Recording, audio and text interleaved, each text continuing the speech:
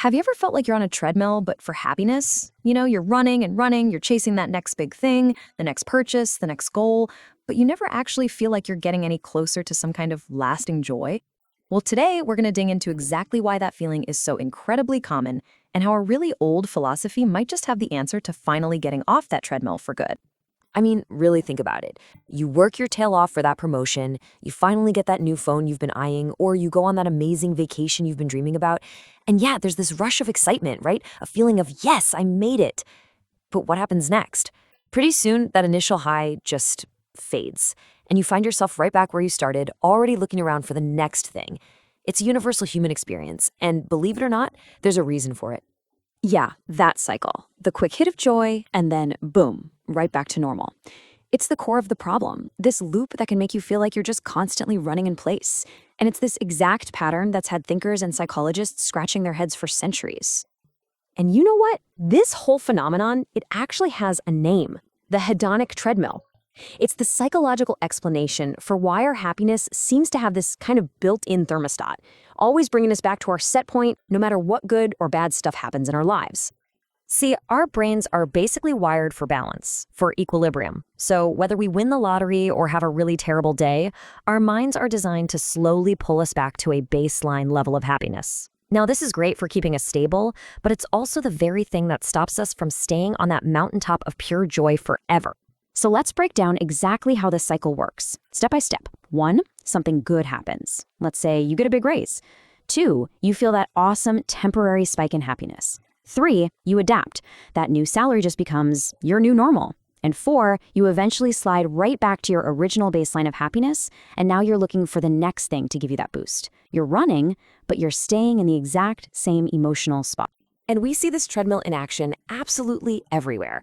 That first bite of a really, really good slice of pizza, it's incredible. But the 10th bite, it's just okay. That brand new song you put on repeat for 3 days straight eventually just becomes background noise. It seems like it's true. Too much of a good thing really does dull our senses because our brain is always trying to get back to that inner balance. But here's where it gets a little more complicated. It's not just our own internal wiring that keeps us on this thing.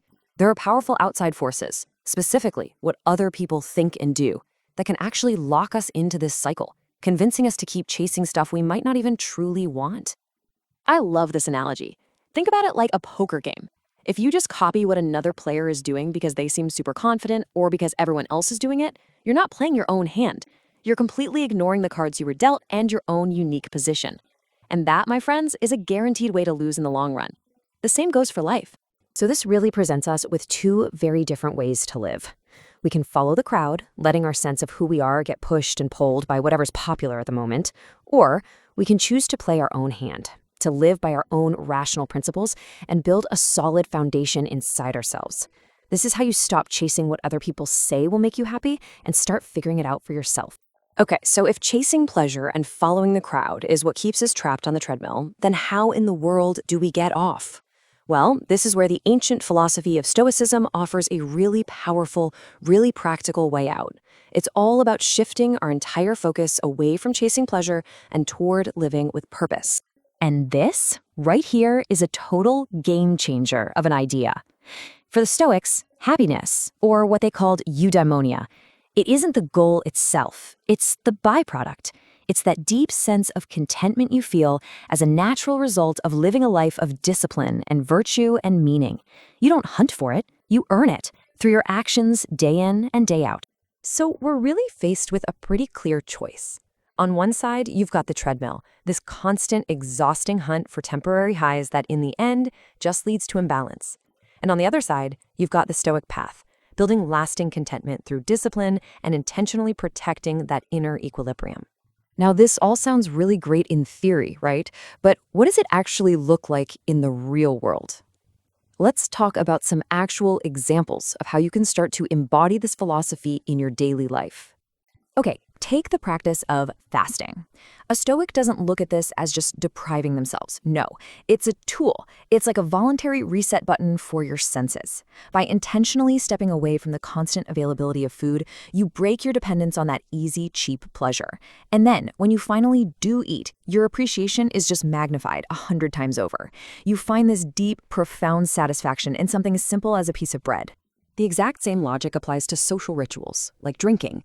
The Stoic approach isn't about being a hermit or antisocial. It's about being intentional. Drinking just for that fleeting buzz, that creates the very imbalance they try to avoid. Instead, they might have a drink, but moderately, and more out of politeness or to be part of the social fabric, not from a need for the drink itself. The goal is to join in on the ritual without becoming dependent on the excess. And this brings us to what might be the single most important takeaway from this whole thing. It's about making that critical leap from just understanding an idea to actually living it.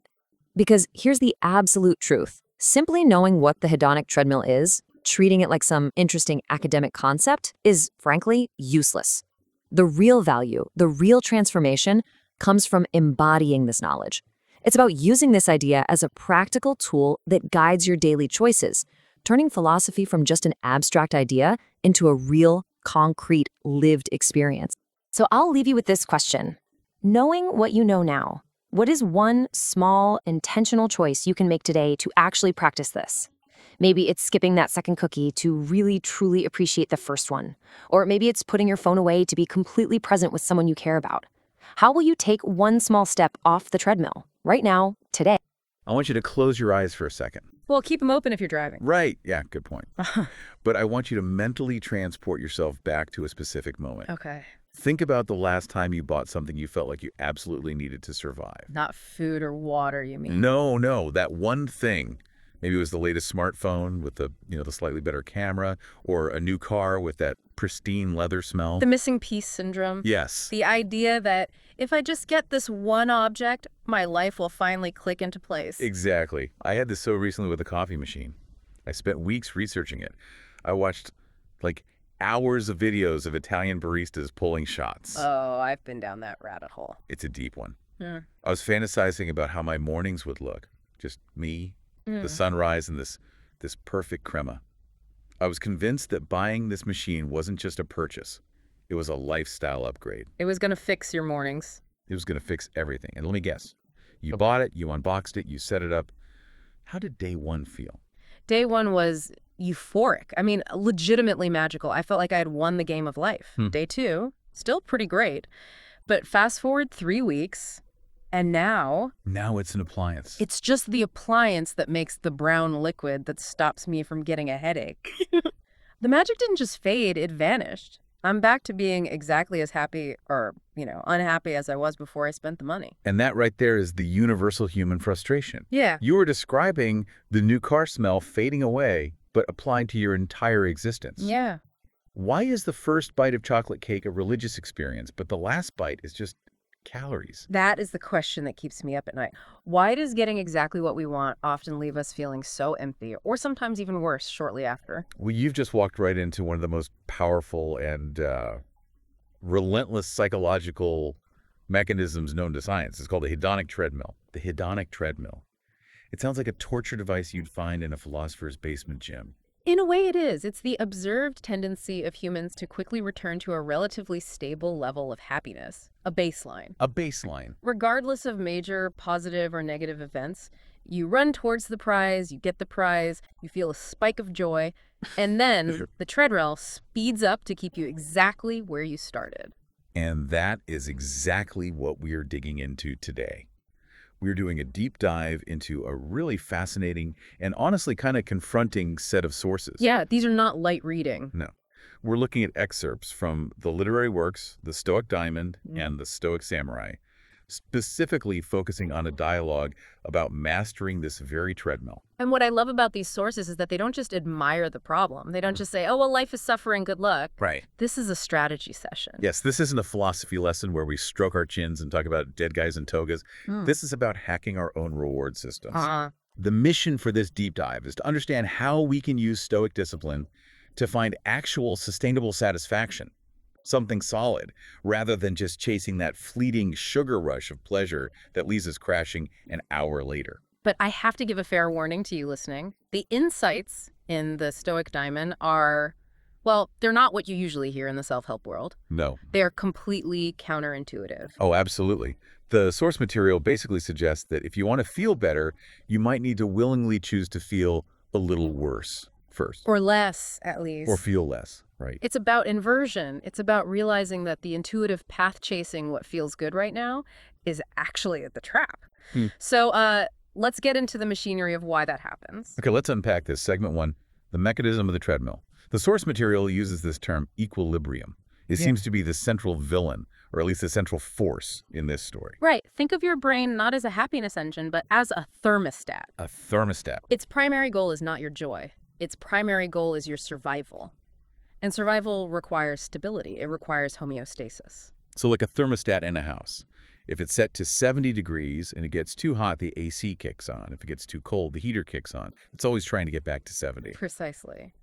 Now, the Stoic diamond text explains that pleasure and pain are not these separate, isolated islands. They are intimately connected. Okay. In the brain, they are processed in overlapping regions. They operate on a balance, a seesaw, if you will. Okay, I'm visualizing a seesaw. When you experience something intensely pleasurable, let's say you binge watch an entire season of your favorite show while eating a tub of ice cream. A perfect Saturday. A perfect Saturday for a moment. You are pushing down hard on the pleasure side of that seesaw. Which feels great in the moment. That's the dopamine hit. It feels great, but the brain hates being tipped. It perceives that extreme pleasure as a deviation from your baseline equilibrium. It's a threat to stability. So it panics a little bit. It does. So what does it do? It pushes back. It applies weight to the pain side to level you out. And that pushback is what we experience as the crash, the hangover. Yes. That is the neurochemical hangover. And I don't just mean from alcohol, though. That's the most obvious example. Right. I mean that sluggish, gross, slightly depressed feeling you get after a weekend of doing absolutely nothing but indulging. That irritability you feel when the vacation ends. Oh, yes. That is your brain forcefully stomping on the pain side to bring you back to center. That makes so much sense. It explains why the party can never last forever. Eventually, the lights have to come on. And here is the really crucial insight from the text. If you keep pushing hard for pleasure, if you keep slamming that seesaw down, the brain adapts. It learns. It starts pushing back harder and faster. You build a tolerance. This reminds me of the example they gave about music. I've done this a million times. I find a new song, I love it, it releases all the chemicals. And so what do? I play it on repeat. I listen to it 20 times a day for 3 days straight. And by day 4, I hate it. It's annoying. I skip it immediately. that is the numbing effect. The source material highlights this explicitly. When you flood the system with the same stimulus, whether it's a song, a type of food, or a drug, the brain downregulates its receptors. It protects itself. It stops hearing the music, it just hears noise, it turns the volume down. It's scary when you apply that to lifestyle, though. Yeah. The source mentions how luxuries transform into necessities. This is the whole lifestyle creep concept, right? It's the tragedy of the treadmill. Let's look at travel.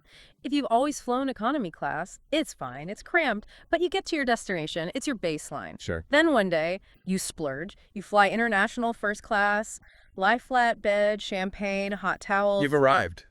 It's paradise. For that one flight, yes. But if you do it 3 times, your brain recalibrates. First class becomes the new baseline. It becomes normal. It becomes normal. You don't get the dopamine spike anymore. But here is the kicker. Now, flying economy feels like torture.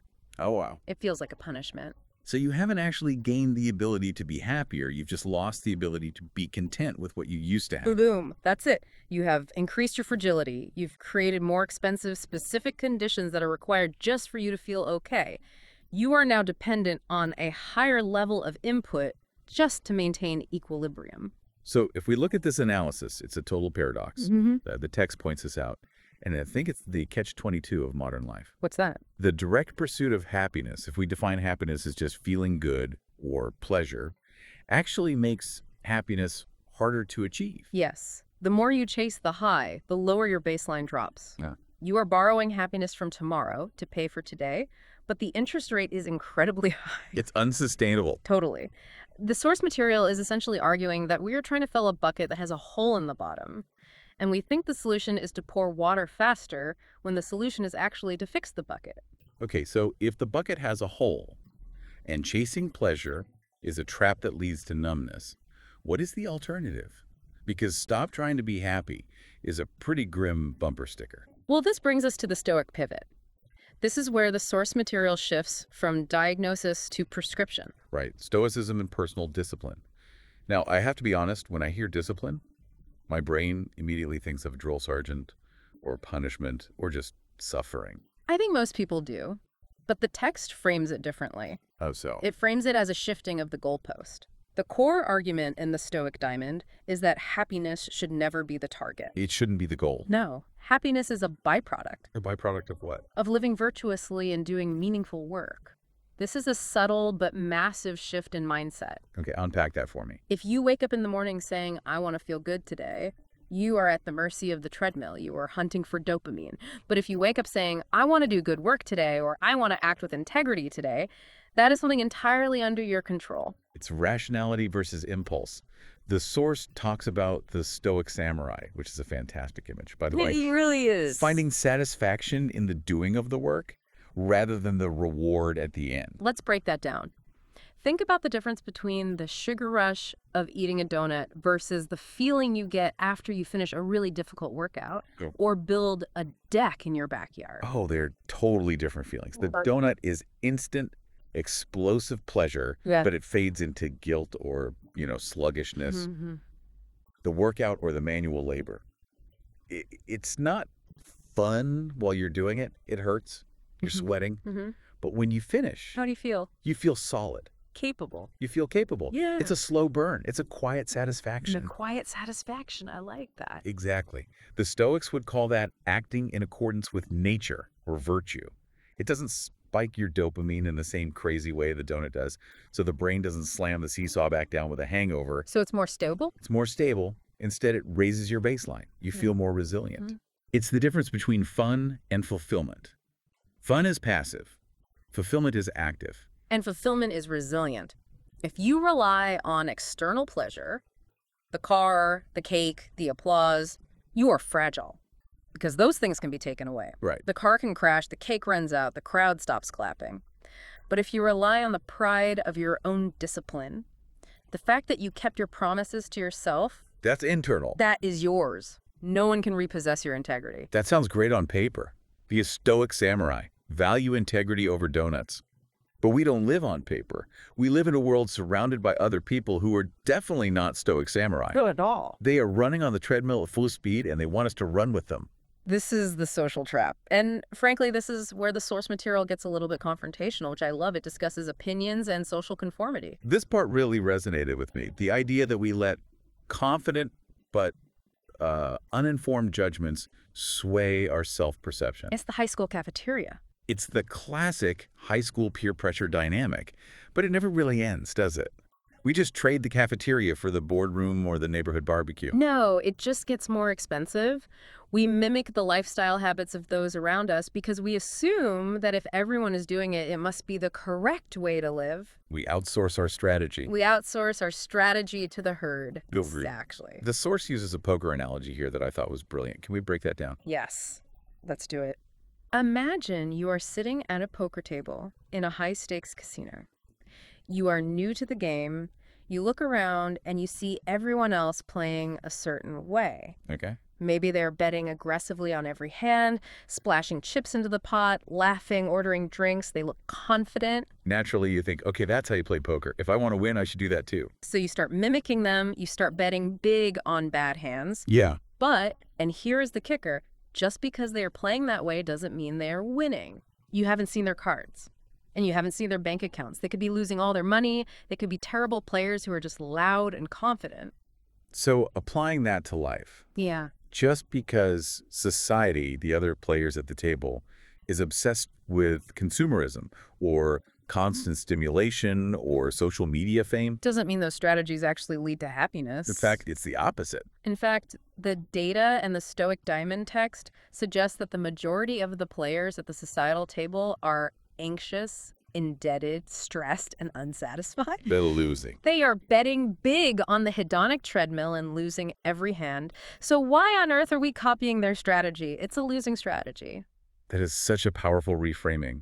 We usually feel FOMO, fear of missing out, when we see people living large. But maybe we should feel relief that we aren't making the same bad bets. The text mentions a specific anecdote about fasting here to illustrate this social friction. The author talks about fasting, which we will get to in a minute, and the reaction he gets from people. Right. He's engaging in a disciplined practice, skipping a meal or two, and the observers at the table lose their minds. They freak out. They say, "You're starving yourself. That's crazy. You need to eat. Here, have a sandwich." They are critiquing his move because they don't understand the game he is playing. They are reacting out of their own insecurity and their own addictions. It makes them uncomfortable to see someone refusing the pleasure they depend on. Exactly. They're the uninformed players. They see discomfort and label it bad. The Stoic sees discomfort and labels it training. It's a reframe. It is. The realization that the critics are simply uninformed, that they don't know what you know, is incredibly liberating. It allows you to fold your hand when everyone else is going all in on a bad bet. I love that phrase, "they don't know what you know." It makes the social pressure feel less like a judgment and more like just noise. It turns the criticism into an observation of their limitations rather than a reflection of your worth. It allows you to stay at the table without playing their game. So let's talk about that specific tool he was criticized for. Fasting. This is segment 4, resetting the baseline. Now, usually when we hear about fasting, it's from some fitness influencer talking about body fat percentages or autophagy or insulin spikes. Right, and those are valid physiological benefits for sure. But in this text, fasting is not a diet. It's philosophical. It is a philosophical exercise. It is a tool for the mind, not just the belly. The source calls it fasting as a Stoic practice. So what is the mechanism here? How does being hungry help me master the hedonic treadmill? Remember the numbing effect we talked about earlier? How the volume gets turned up so high on our pleasures that we can't hear the music anymore? Yeah, we get desensitized. Fasting is hitting the mute button. It is a hard reset for your sensory system. The text explains that fasting lowers the baseline so that simple things become pleasurable again. It resensitizes you. Exactly. I've actually tried this, doing a 24-hour fast. And let me tell you, the experience of eating that first apple after 24 hours, it's indescribable. It tastes better than the most expensive dessert I've ever had in a fancy restaurant. Every bite is an explosion of sweetness and texture. That is exactly the point. The apple didn't change. It's a standard, boring grocery store apple. You changed. I changed. You sharpened your perception. By engaging in intentional deprivation, you broke the dependence on easy pleasures. It's like turning the volume down so you can hear the whispers again. You realize how sweet the apple actually is, how much energy it gives you. That's a beautiful way to put it. And think about the power of that. If you can derive immense joy from a simple apple or a glass of cold water, you are free. You're free. You don't need the Michelin star meal to feel satisfied. You have stepped off the treadmill because you no longer need the speed to increase just to feel the same breeze. This connects back to the broader concept of moderation the text discusses. It's about intentional living. Yes. It's not about starving because you have to. It's about abstaining because you choose to. Intentionality is the key differentiator. If you are hungry because you're poor and have no food, that is suffering. That is a tragedy. Of course. But if you are hungry because you chose to fast to sharpen your spirit, that is empowerment. The physical sensation, the grumbling stomach, is the same in both cases. But the mindset makes it a tool for freedom. It's voluntary discomfort to purchase future satisfaction. And to purchase freedom from the need for excess. If you know you can be happy with very little, you are no longer afraid of losing your luxury. You become invincible to fortune. Speaking of excess and social rituals, the source material takes a hard left turn into a very specific social lubricant. We need to talk about segment 5, the ritual of alcohol. This is always a spicy topic. People get very defensive about their drink of choice. But the source material is quite frank here. It is. The author reflects on alcohol not from a moralistic, it's a sin perspective, but from a utilitarian Stoic perspective. Right. What is the cost-benefit analysis here? The observation is that alcohol is a social lubricant, sure, but it often leads to imbalance. Yeah. It's basically liquid anti-Stoicism. It disrupts equilibrium. It is the definition of borrowing happiness from tomorrow. You drink to feel loose and happy now, and you pay for it tomorrow with a hangover, brain fog, anxiety, or regret. It's a bad loan. It's a terrible loan. But what's fascinating is the author's personal stance. He says he sees little value in drinking for pleasure anymore. He says he only does it out of politeness. Which, going back to the social conformity segment, is really interesting. He's admitting that the social pressure, the poker table dynamics, are strong enough that he participates just to smooth things over. We've all been there. You're at a wedding or a dinner, and someone shoves a glass of champagne in your hand. Refusing it feels awkward. It feels aggressive almost. It feels like a rejection of the host, of the moment. It highlights the friction of saying no. In many cultures, refusing a drink is seen as a rejection of the bonding ritual. It signals, I am not part of this tribe right now. But then the text brings in the teacher's perspective. And I loved this pivot. The teacher suggests that alcohol-free versions, mocktails, non-alcoholic beers, are equally enjoyable substitutes. This is the aha moment. If you can have a non-alcoholic beer or a mocktail and still have a great time, still laugh at the jokes, still dance, what does that prove? It proves that the alcohol wasn't the point. Exactly. It was never the point. It reveals that the value is in the ritual. The ritual. It's in the clinking of the glasses, the gathering of friends, the conversation, the shared time. It's not in the ethanol. It's not in the intoxication. So the Stoic approach isn't necessarily to become a hermit and never go to a party again. No, not at all. It's to realize what is actually bringing the value and separate it from the substance. Correct. It's about detachment. You can participate in the social world. You can raise a glass without losing your inner equilibrium or succumbing to excess. You can be in the room. But not of the treadmill. Yep. You can simulate the ritual without ingesting the poison. That feels like a very advanced move. Yeah. That's the Stoic samurai level. Being the guy at the party who is having just as much fun as everyone else, but wakes up the next morning ready to train while everyone else is miserable. It requires high self-awareness. You have to know why you are doing something. Are you drinking because you genuinely want to taste that wine? Or are you drinking because you're afraid of being the odd one out? Or to numb social anxiety. Exactly. Yeah. The Stoic questions the motive. And that leads us perfectly to the final major theme of the source material. We've talked about the mechanism, the social pressure, the diet, the alcohol. But none of this matters if it just stays in our heads. Right. We need to talk about segment 6, theory versus embodiment. The intellectual integrity section. This is where the rubber meets the road. The source takes a shot at academia here. It critiques the idea of focusing on theory over application. It's the difference between a librarian who has read every book about swimming and the person who actually jumps in the pool. Yeah. You can know the hydrodynamics of water, you can know the history of the breaststroke, but if you fall in the deep end, does that knowledge keep you afloat? Not if you haven't practiced the movement. Not a chance. Exactly. The source insists that philosophical knowledge must be embodied. What does that mean, really, to embody philosophy? Because it sounds a bit abstract. It means it has to show up in your physiology, your choices, your daily actions. It is not enough to intellectually understand what the hedonic treadmill is. It's not a trivia question. No. You can write a PhD dissertation on the hedonic treadmill and still be miserable, chasing your next dopamine hit, maxing out your credit cards. So knowing the definition isn't the same as spotting the trap when you're about to step into it. Exactly. Embodiment is what happens in the gap between the stimulus and the response. Okay. It's when you feel that urge to buy the thing, or eat the cake, or mimic the crowd. It's that split second where you reach for your phone to scroll just because you're bored. Yes. Embodiment is catching yourself in that second. It's saying, I see you, you are the treadmill. And then using the tools like fasting or pausing or rational analysis to change your behavior in real time. It's putting the phone down. It's ordering the water. It's waiting 24 hours before making the purchase. It's doing the hard thing.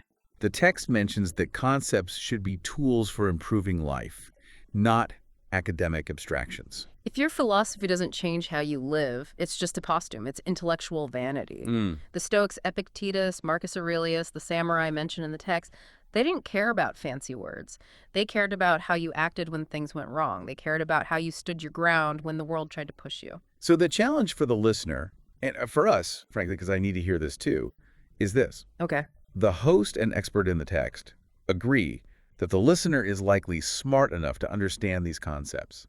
I mean, we've broken it down. It makes sense logically. The logic is sound. We know the treadmill exists. We know the poker table is full of bad players. But the question isn't, are you smart enough? No. The question is, are you brave enough? Brave enough to be the only one at the poker table folding a bad hand. Brave enough to skip the meal to reset your baseline. Brave enough to sit with the discomfort of not indulging, knowing that a deeper satisfaction is waiting on the other side. That burn you feel when you deny yourself a pleasure you want, that is the feeling of the treadmill breaking. That is the feeling of you getting stronger. That is a heavy challenge, but a necessary one. So let's bring this deep dive in for a landing. We've covered a massive amount of ground today. We have. We started with the trap, the hedonic treadmill, the biological reality that our brains are wired to neutralize pleasure, keeping us running in place, always wanting more. We talked about the numbing effect, how more indulgence actually leads to less feeling, and how luxury makes us fragile. And then we looked at the Stoic pivot, shifting from chasing happiness to pursuing virtue and doing the work. We analyzed the poker table of life, the danger of social conformity and mimicking bad strategies just because they are popular. And how to handle the critics who don't understand the game you're playing. Right. Then we discussed the practical tools, fasting to reset the baseline and sharpen our senses. And the role of rituals versus substances like alcohol. How to be in the room, but not controlled by it. And finally, the crucial importance of embodiment, moving from theory to practice. Not just knowing the path, but walking it. So what does this all mean for someone listening right now? What is the so what? The so what is that you have more control than you think. You are not a slave to your dopamine receptors. You are not a slave to the marketing algorithms. You can choose. You can choose. Lasting happiness is found in harmony and self-restraint, not in the next purchase or indulgence. You can step off the treadmill, you can stand still, and paradoxically, by standing still and refusing to chase, you might actually catch what you've been looking for. I love that. And I want to leave you, the listener, with a final provocative thought. Something derived from the text that I've been mulling over since we started prepping this. Lay it on us. If pleasure and pain always balance out, and if every high has a corresponding low, where in your life are you currently borrowing happiness from tomorrow to pay for today? Are you putting joy on a credit card? And the flip side, what voluntary discomfort could you take on today, right now, to purchase greater satisfaction for tomorrow? Think about that. Maybe skip the dessert. Maybe sit in silence for 10 minutes. Maybe fold a hand at the poker table. Thanks for diving deep with us. We'll see you next time. Welcome to the debate. Today we're looking at the machinery of your own dissatisfaction. We are analyzing a phenomenon that I guarantee every single person listening has felt, maybe at 2 a.m. or perhaps right after buying something they thought they really wanted. It's the hedonic treadmill, that biological trap where no matter how much success or pleasure or consumption you achieve, your happiness eventually resets to the exact same baseline. It is the defining frustration of modern life, isn't it? I mean, we are wealthier, safer, and more stimulated than any of our ancestors. We have supercomputers in our pockets and food delivery at our doorsteps. Yet statistically, we're just not any happier. We're just running faster to stay in the same place. Precisely. And to unpack this, we're dissecting the concepts found in the Stoic diamond, mastering the hedonic treadmill. This analysis pulls pretty deeply from the literary works The Way of the Stoic Diamond and The Stoic Samurai, and it proposes a solution to this dissatisfaction that is, well, frankly, it's uncomfortable. It suggests that the only way to escape this cycle is through a rigorous, almost militant application of embodied philosophy. So essentially aggressive self-restriction. And that is exactly where the battle lines are drawn today. The central question we're tackling is this: is the good life found by warring against your own biology, fasting, restricting, detaching from pleasure just to reset the system? Or does this whole Stoic diamond approach kind of miss the point of being human? Does it turn life into this grim exercise in discipline at the expense of connection, joy, and the messy reality of being a social animal? Well, I'm taking the position that the text is correct. The good life isn't found in comfort. It's found in autonomy. And to reclaim that autonomy, we have to reject social conformity and reset our biology through practices like fasting and abstinence. Happiness is just a byproduct of virtue, not something you chase directly. And I'll take the opposing view. While I respect the discipline, I'm going to argue that the Stoic diamond risks becoming a cage. It creates a solitary existence that undervalues the wisdom of the crowd and the social rituals that actually bind us together. We are social animals, not solitary samurai. And there's a real danger in optimizing your life so much that you optimize the humanity right out of it. Okay, so let's start with the problem itself, because the text frames this not as a philosophical opinion, but as a biological reality. The hedonic treadmill isn't just a metaphor, it's a neurological mechanism. The text describes the brain's absolute need for homeostasis. Right, the equilibrium. The brain just hates extremes. Think of it like a seesaw. When you pile pleasure on one side, whether that's a massive dopamine hit from sugar, a new car, video games, whatever, the brain doesn't just let you stay high. It actively tips the scale back. It generates a counterforce of distress or craving just to bring you back to level. And this is what scientists call opponent process theory, isn't it? The high is essentially paid for by the low. That's exactly right. And the text argues that most people spend their entire lives trying to outrun this mechanism. They get the high, they feel the crash, so they reach for a bigger high to compensate. They're borrowing happiness from tomorrow to pay for today, and, well, they're paying very high interest rates. My position, aligned with the author, is that this is a game you just can't win. The house always wins. The only winning move is to stop playing. You step off the treadmill. You don't aim for pleasure. You aim for neutrality and function. Okay, I don't dispute the mechanism. I think we've all felt that post-vacation blues or, the emptiness after a big achievement. The treadmill is real, but my issue is with the solution the author proposes. He suggests that because our impulses lead to this treadmill, we should essentially mistrust our impulses entirely. He advocates for a kind of radical detachment that I find concerning. Concerning how? It sounds like freedom to me. It seems to view the human experience as a pathology to be cured. The author suggests we should dismiss social norms and uninformed opinions because they keep us on the treadmill. But isn't there a risk of arrogance in that? I mean, if you're the only one in the room who's embodied and detached, while everyone else is laughing and eating and engaging in the messiness of life, have you mastered reality or have you just isolated yourself from it? I think you're confusing isolation with independence. The text calls for embodied philosophy. And this is a really crucial distinction. This is not about reading Seneca in a comfortable armchair and feeling superior. It's about physical practices that break the chain of dependence. The text specifically focuses on fasting as the primary tool. Yes, the fasting section. It's central to the argument, and I think it's where a lot of listeners might balk. But it's misunderstood. To the modern ear, fasting sounds like punishment. It sounds like an eating disorder or some kind of religious penance. But the author frames it as calibration. He uses the example of an apple. The best tasting apple on earth, right? He argues that if you're constantly flooding your system with high sugar, high salt, hyperpalatable foods, your sensory baseline shifts. You become numb. An apple tastes like cardboard because your scale is tipped so far toward overstimulation. But if you fast, if you endure that temporary discomfort, you reset the scale. When you finally eat that apple, it explodes with flavor. You have restored your capacity to feel. It's the hunger is the best sauce argument, basically. But it's more than that. It's about capacity. The text states that by voluntarily abstaining from easy pleasures, we aren't suffering. We are sharpening our perception. We're reclaiming the ability to appreciate the subtle. This is the Stoic diamond, hardness creating clarity.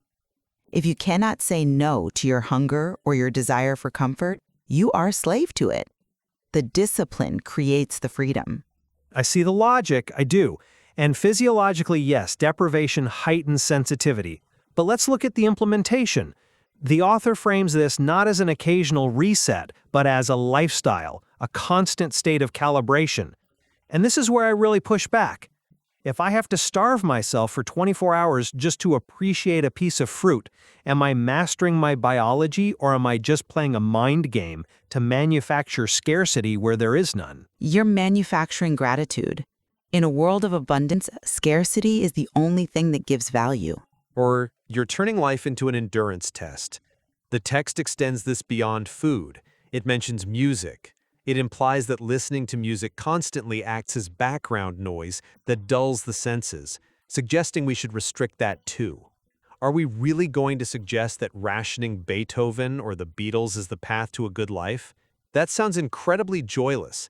It feels like this austere existence that strips all the color out of the world in the name of discipline. I think you're mischaracterizing the intent there. It's not about stripping color, it's about cleaning the lens so you can actually see the color. The author isn't saying music is bad. He's saying that consumption without attention is waste. If music is just sonic wallpaper while you work, you aren't hearing it. You're just using it to plug a silence. You're using it as a drug. The Stoic discipline demands that when you engage with pleasure, you do it with full intention. You earn the feast with the fast. But this transactional view of pleasure, that it must be earned through suffering or restriction, that can become pathological. It reminds me of the poker analogy the text uses later on. The author is very focused on strategy, on not being a sucker. The poker analogy is one of the strongest parts of the text. It directly addresses the pressure to conform, which is the biggest enemy of the Stoic. It is certainly a provocative comparison. Walk us through it. Well, the author points out that in poker, if you look around the table and you see everyone betting a certain way, that doesn't make it the winning strategy.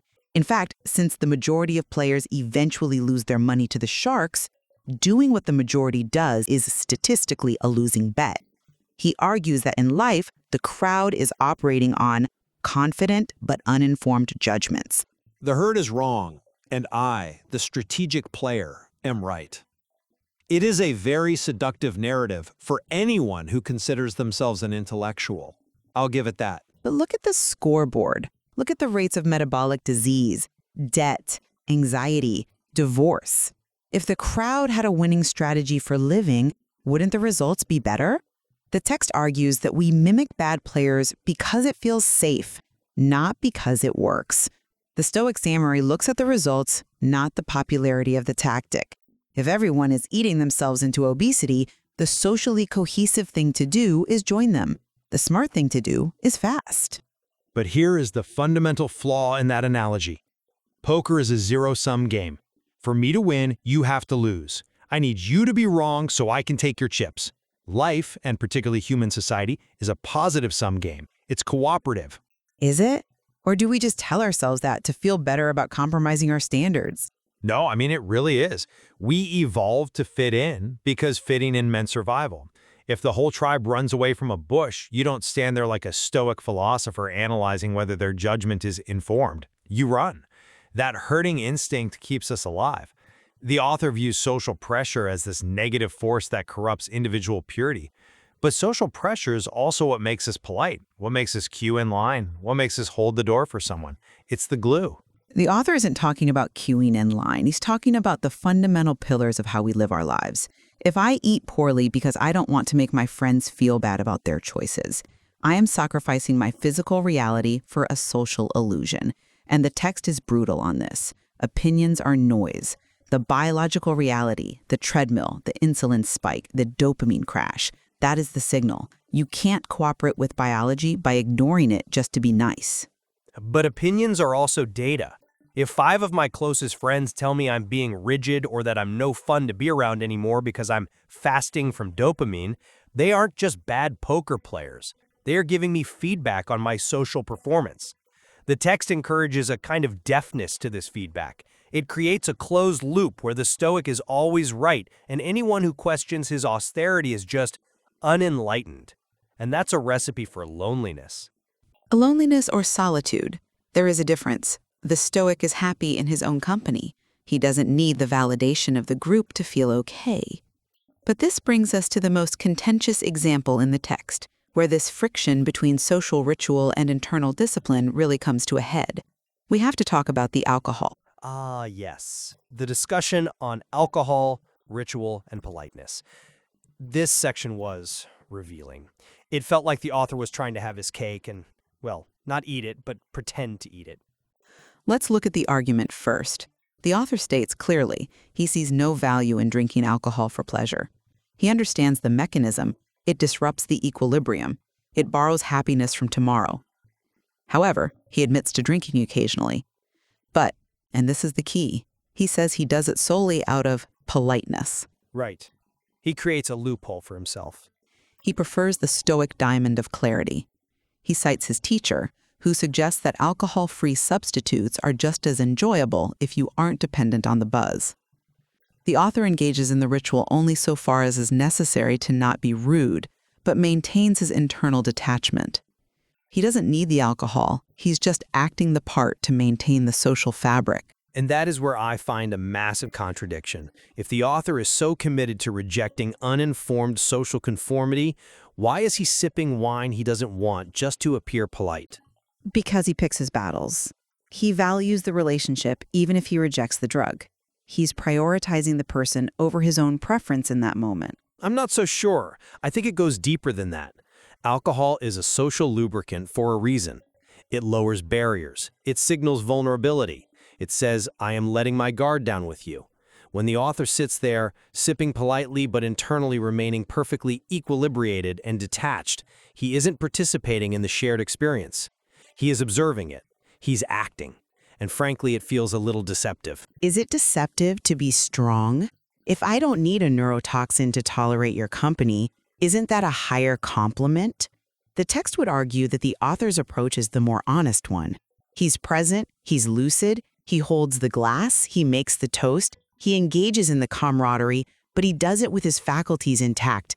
Why is intoxication a prerequisite for connection? It's not about intoxication, it's about mutuality. If we're breaking bread and sharing wine, we're entering a shared state. If you are secretly fasting from the experience while pretending to partake, there's a wall between us. You're the Stoic samurai looking down at the villagers. It kills the vibe, to put it scientifically. It signals I am above this need, and that creates distance, not connection. Killing the vibe is a small price to pay for sovereignty. The text emphasizes that the vibe is usually a prelude to the crash. The hangover, the lethargy, the regret, that is the price the villagers pay. The author chooses long-term well-being over short-term social ease. He's prioritizing his own mind over the wisdom of the crowd, which says you need a drink to relax. But is it well-being, or is it just control? I get the sense that for the author, control is the highest god. He cannot stand the idea of being subject to a chemical or a social urge. And what's wrong with control? If the alternative is being a slave to the treadmill, if the alternative is being whipped around by your impulses. The alternative is surrender. Surrender to the flow of life, with all its messiness. Sometimes letting go of control is where the magic happens. The text argues that the highest virtue isn't control for control's sake, but control for the sake of meaningful work and virtue. And this is the final piece of the puzzle. This is the escape route. Yes, the embodied philosophy in action. So what does the Stoic do with all this saved energy and clarity? The author posits that since pleasure and pain always canceled each other out on the treadmill, the only thing that remains, the only thing that generates lasting value, is what you build and who you become. You stop asking what will make me feel good right now, and you start asking what is worth doing. So you shift the metric from happiness to meaning. Correct. This effectively bypasses the treadmill. You aren't chasing a dopamine hit, you are building a legacy. The work itself creates a kind of satisfaction that doesn't spike and crash in the same way. It's stable. I agree that meaningful work is essential, but I want to question the definition of work here. If we are constantly working and fasting and disciplining ourselves just to avoid the pain of the treadmill, are we actually happy, or are we just busy and numb? We are fulfilled. There is a massive difference between happiness, which is a fleeting pleasure, and fulfillment. The text argues that fulfillment comes from alignment with your values, not from sensory input. That's a valid distinction. But consider this. The hedonic treadmill serves a biological purpose. It keeps us striving. It made our ancestors hunt the next mammoth, seek the better cave, invent the wheel. They were dissatisfied, so they improved. If we were perfectly content and equilibrated all the time, would we ever do anything? Ah, the ambition defense. I need my anxiety to be productive. But look at the modern world. We aren't hunting mammoths, we're doom scrolling and eating processed sugar. That striving mechanism has been hijacked. The text critiques academia specifically for focusing on theory over application. The intellectual integrity the author calls for is about living these truths to reclaim our agency. If the engine of progress requires us to be miserable neurotics, is the progress worth it? That is the billion-dollar question. The Stoic samurai achieves things through discipline, not through the desperate hunger of the treadmill. He works because it is right, not because he's craving validation. That's a calmer, more sustainable form of action. It's the ideal, certainly, but it feels like a path for the very few. It requires a level of self-regulation that borders on the superhuman, And again, it risks looking down on the uninformed masses who are just trying to get through the day with a pizza and a beer. It feels cold. Cold or clear. The text suggests that what we perceive as warmth, the indulgence, the shared excesses, is often just shared weakness. And I would argue that shared weakness is exactly what makes us human. We bond over our flaws, not our perfection. We bond over the fact that we both skipped the gym and had the dessert. That is intimacy. I think we've reached the crux of the disagreement. We have the Stoic diamond, hard, clear, solitary, and free. And we have the human mess, warm, social, flawed, and connected. Precisely. And the listener has to decide where they want to live on that spectrum. To summarize the position of the text, the Stoic diamond provides a necessary, urgent corrective to a society that's drowning in excess. We are biologically wired to destroy our own happiness by chasing the next high. The text offers a way out. Embodied philosophy. We must accept that our senses need resetting, that the crowd is often wrong, and that true peace comes from discipline. It is not an easy path, but it is the only one that leads to autonomy. And from my perspective, while the Stoic diamond is a powerful tool for self-regulation, we have to be careful not to sharpen it until it cuts us off from our humanity. The text identifies the treadmill correctly, but its solution risks becoming a cage of rigid self-control. Social rituals, simple pleasures, and even the uninformed opinions of our peers have value. They provide the texture of a shared life. We shouldn't aim to be perfect solitary samurai. We should aim to be functional humans who can enjoy a drink without overanalyzing the dopamine cost. It brings us back to that fundamental tension.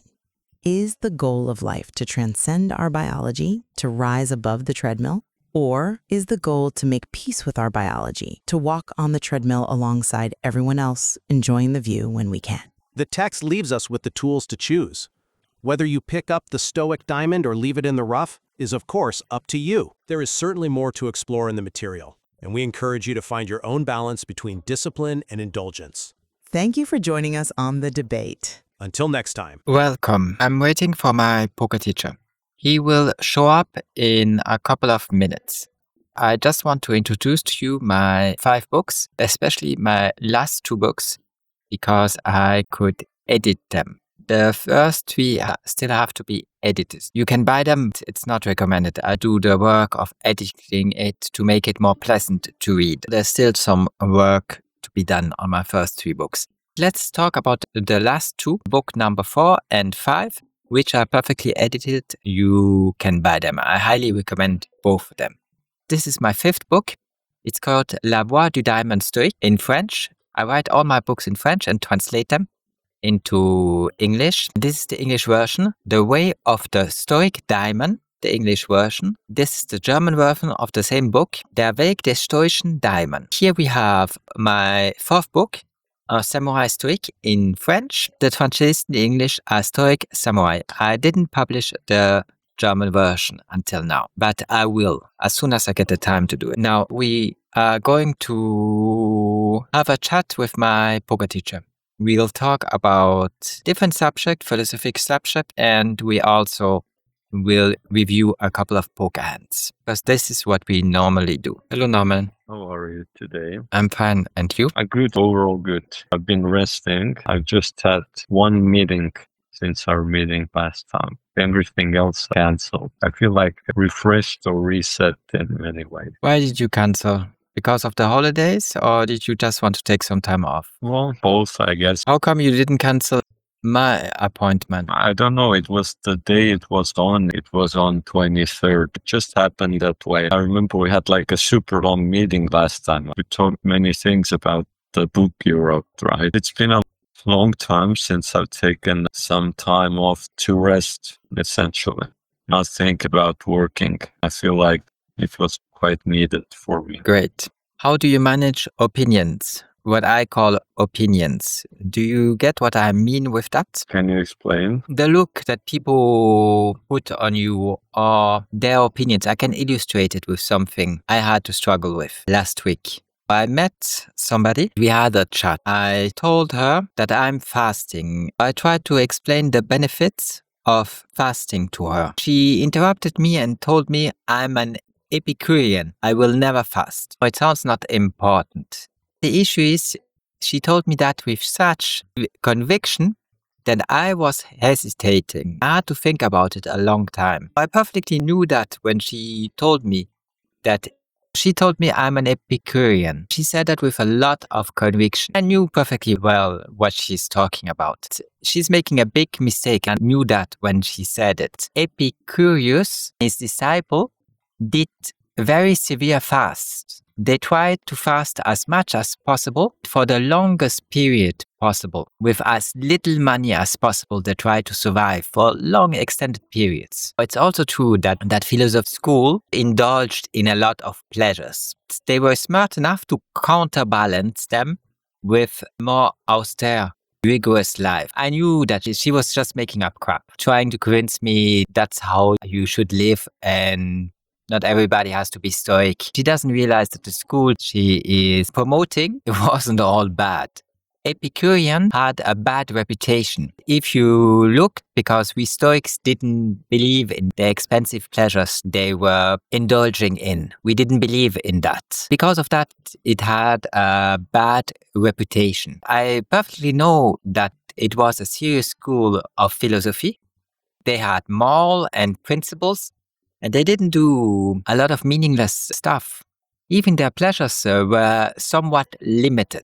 I want to talk about the hedonic treadmill. Let's put that a little off. The thing is with that is that the opinions have a real impact on us. We always try to conform, act and talk like them. That's a pitfall. It's a mistake. Even on the poker table, if people get more loose, that doesn't mean you have to be more loose while you play. Or if everybody is limping, you don't have to do the same. I'm just wondering how you manage. I did spend Christmas alone. It was great. I didn't even realize that it was Christmas. It was just a date for me.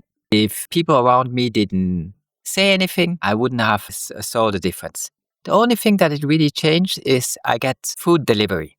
When everything is closed, the delivery doesn't happen. That's the only thing that changed. I had to find another solution during the holidays. Apart from that, the one food delivery that I get from Monday to Friday, apart from that, on the weekends I don't. Apart from that, everything was normal. I didn't see the difference. I really enjoyed my time. I could do what I wanted to do. For me, it was more meaningful than to spend time with other people.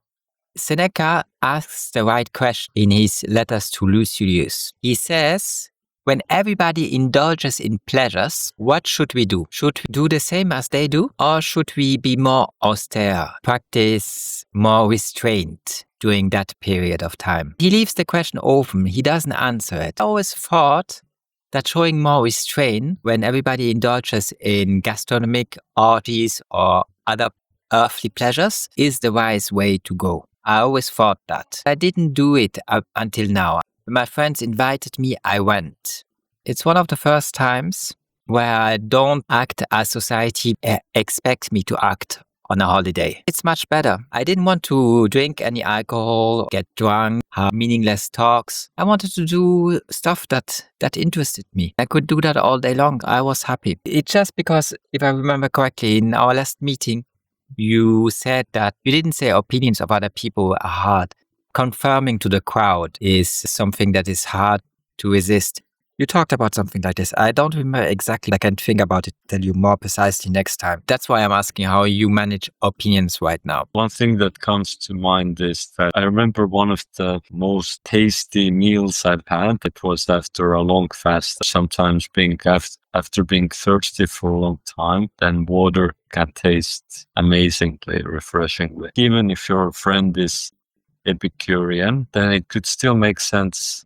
What you said about history, obviously, that already tells a lot about how much they are Epicurean or not. Overall, even history aside there, the Epicurean thinking is to seek pleasures from this world. And part of the pleasure is to clean your palate. It could be just seeing the opposites, restraining from something, that it can give you a new experience, something that can be quite enjoyable. Now, somehow get this impression from your friend that they see fasting as something inherently not enjoyable. It doesn't have to be. it can be an enjoyable experience. The food can taste better afterwards. That can be great. A mental attitude that they see it as something that they don't like. A big part of that is if it's voluntary or not. If someone forced someone to fast, that probably wouldn't be too enjoyable. Deciding yourself to skip a meal and see what it's like, that can be something unique, quite good in that way. And you asked me about how I deal with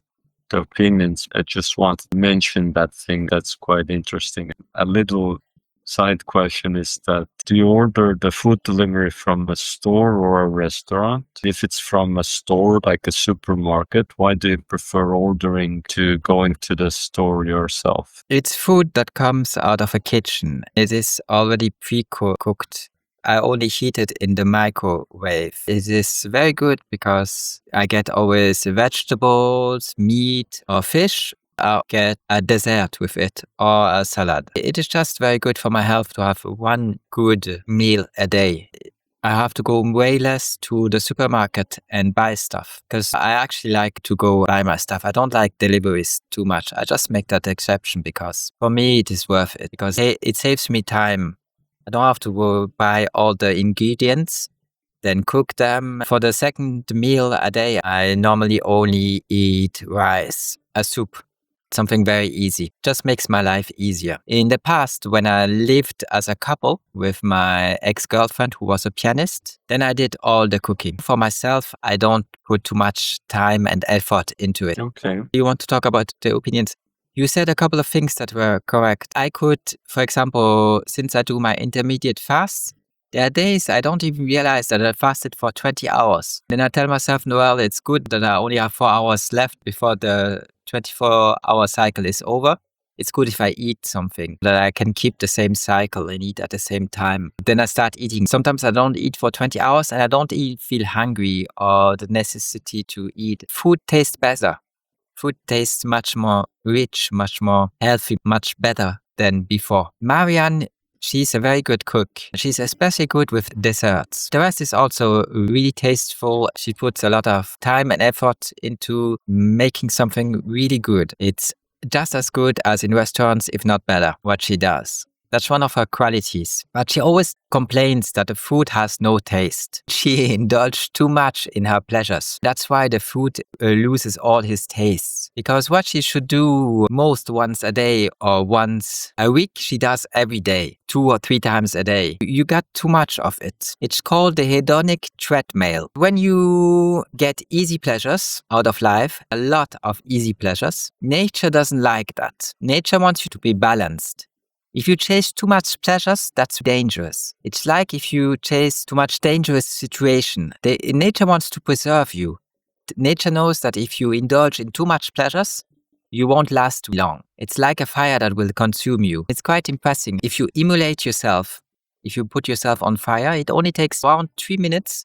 Then you become dust. And that's quite astonishing to me because there's so much water in your body. Most of it is liquids. It is strange to me that you carbonize so fast. To get back to my subject, the hedonic treadmill, nature doesn't want you to live in extreme. Nature wants you to be balanced, to always recenter. What the Buddhists say, always find your equilibrium, your center point. Every time you get angry, nature wants you to become back to your calm, your center. It does the same with your brain, chemically. If you indulge in pleasures, then you get a lot of dopamine. It's one of the hormones in your brain. Your brain counteracts it immediately. Secrete blocking hormones. It will put you back in your normal state because it says those pleasures are too much. I have to bring him back to its center. It will create pain and suffering just so that you get back to your center. It will annoy you. It won't sustain the extreme long because it finds the extreme bad for you. It puts you back in your center. It's called the hedonic treadmill because you can walk on it as long as you want. You always stay at the same point. That explains why a North Korean is just as happy as you are in North Korea. In his external world, he might starve to death, but he's just as happy as you are. Because you always get back to the center. When an extreme happens, like an accident, you lose a leg or an arm, then yes, you will lose the center, but you get really fast back to your center. Feel just as you felt before.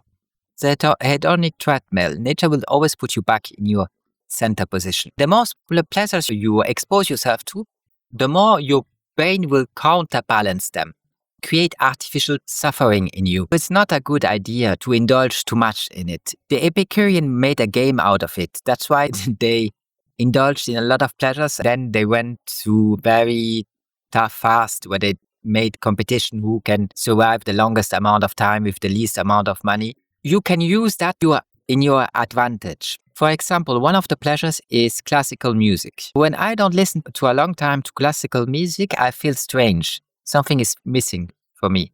Because it's very pleasant to listen to one instrument, especially something like the piano. It's very beautiful and appeasing if you listen to the right pianist, even though it wasn't designed to be appeasing. It was designed to captivate your attention. They are artists. They want you to be interested in what they do. The idea stays the same.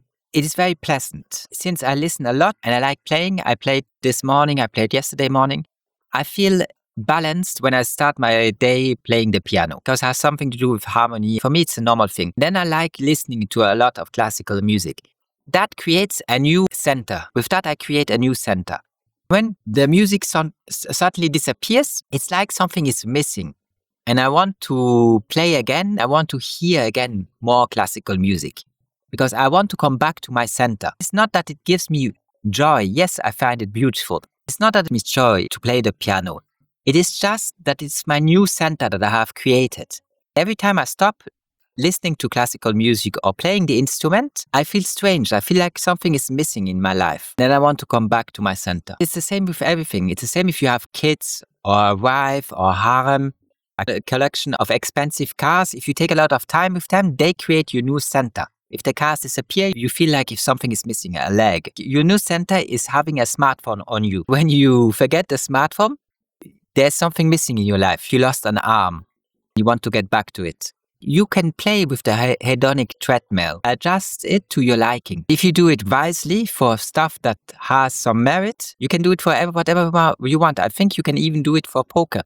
If you can live through the variance and the tilt that it creates without getting angry or obsessed about the results, then you could even do it with something like poker. You can do it with whatever you want, but you must realize that you are playing with the hedonic treadmill and that it always wants to put you back in the center. If you give too much pleasures to yourself, especially cheap pleasures, low value, where you don't have to do any effort, your brain will counterbalance. It will create suffering because you indulged in too much pleasures. It has to put you back in your center. What do you think about the hedonic treadmill, Norman? Well, I like the thought of the center. I even wrote it down. I should take some time to think deeper about what is the central pieces of my life that I will be more aware if something is off balance that causes me annoyance. Because, for example, I've been feeling pretty good past week. I need to find like a good work and rest, just overall figure that out. What's my balance? Because one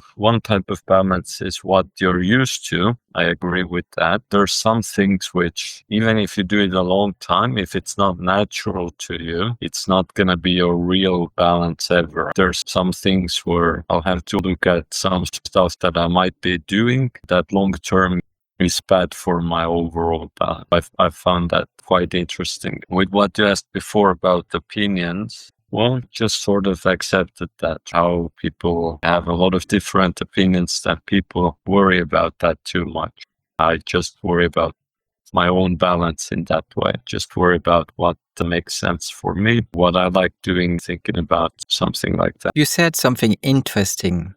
I wanted to reply to it. Then you changed subject. I thought about the new subject you talked. The first one disappeared out of my head. I don't remember exactly what I wanted to say. Well, maybe it helps if I recap a bit. The first subject you talked about. If you talk about that, it will come back. Maybe that part when I talked about like some things. Okay. The idea that I heard from you, or how I did interpret it, was that there are certain things that you keep rejecting, that never create your balance. Never put you in your center, that always go against your nature. I thought it was something like this you mentioned. To me, there's an easy explanation, is that those things are fake or those things are a waste of time. You shouldn't waste your life, your energy on them. That's why you can never make them your own, incorporate them. An image comes to mind. It's a guy, he tried to give some meds to his dog. He put the meds in food his dog was eating. Every kind of food his dog is eating. The dog always managed to eat the entire food, always spit out the med. He never wanted to take the med. Because he realized that it's not something you should be eating. It's not something digestible.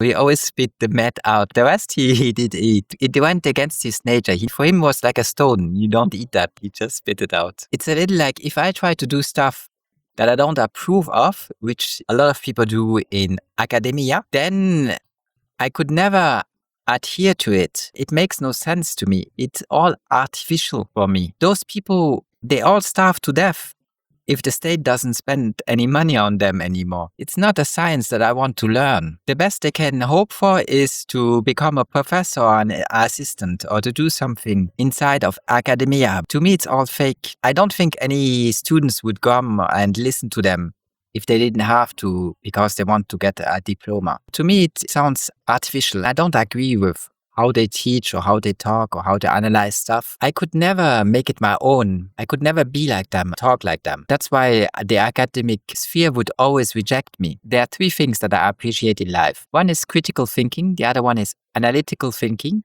The third one is stoicism. I find nothing like this in the university, even a polytechnical school.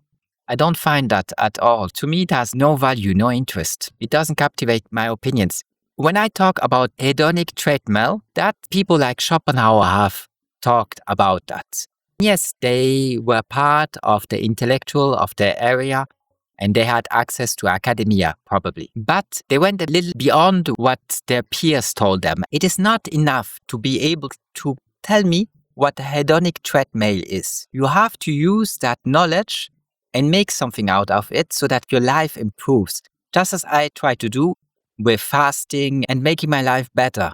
But if you just tell me information that ChatGPT can give me, I mean, it's great. If I'm not sure what a hedonic treadmill is, I can just ask and he will give me a definition. And that's a starting point. But it's not the end. That's not why the concept exists. You have to make it your own and try to get some value out of it. And if you don't do that, then it's just intellectual weight. It will make you arrogant, not pleasant to listen to. You have to be able to incorporate it. It's a tool.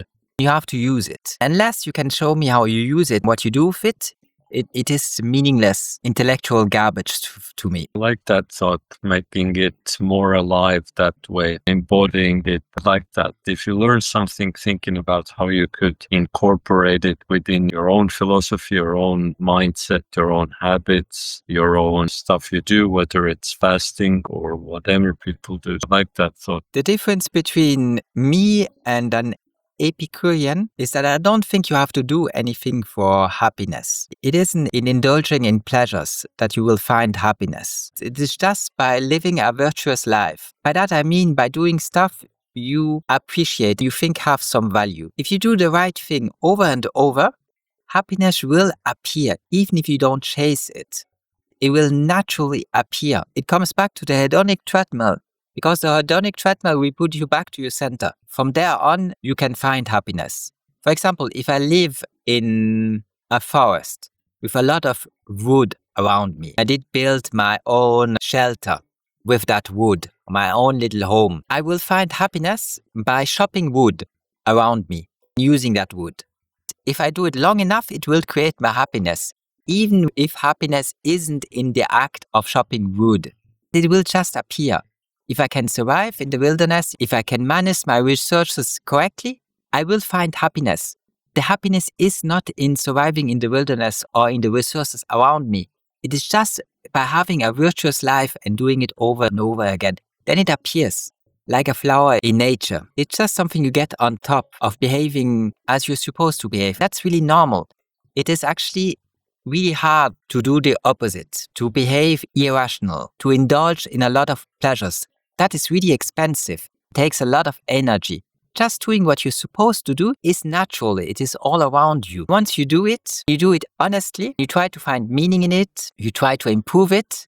Happiness will spontaneously appear. You don't have to chase it. It just appears. That's what we think. The Epicurean think that if they spend a lot of money and indulge in a lot of pleasures, it will make them happy.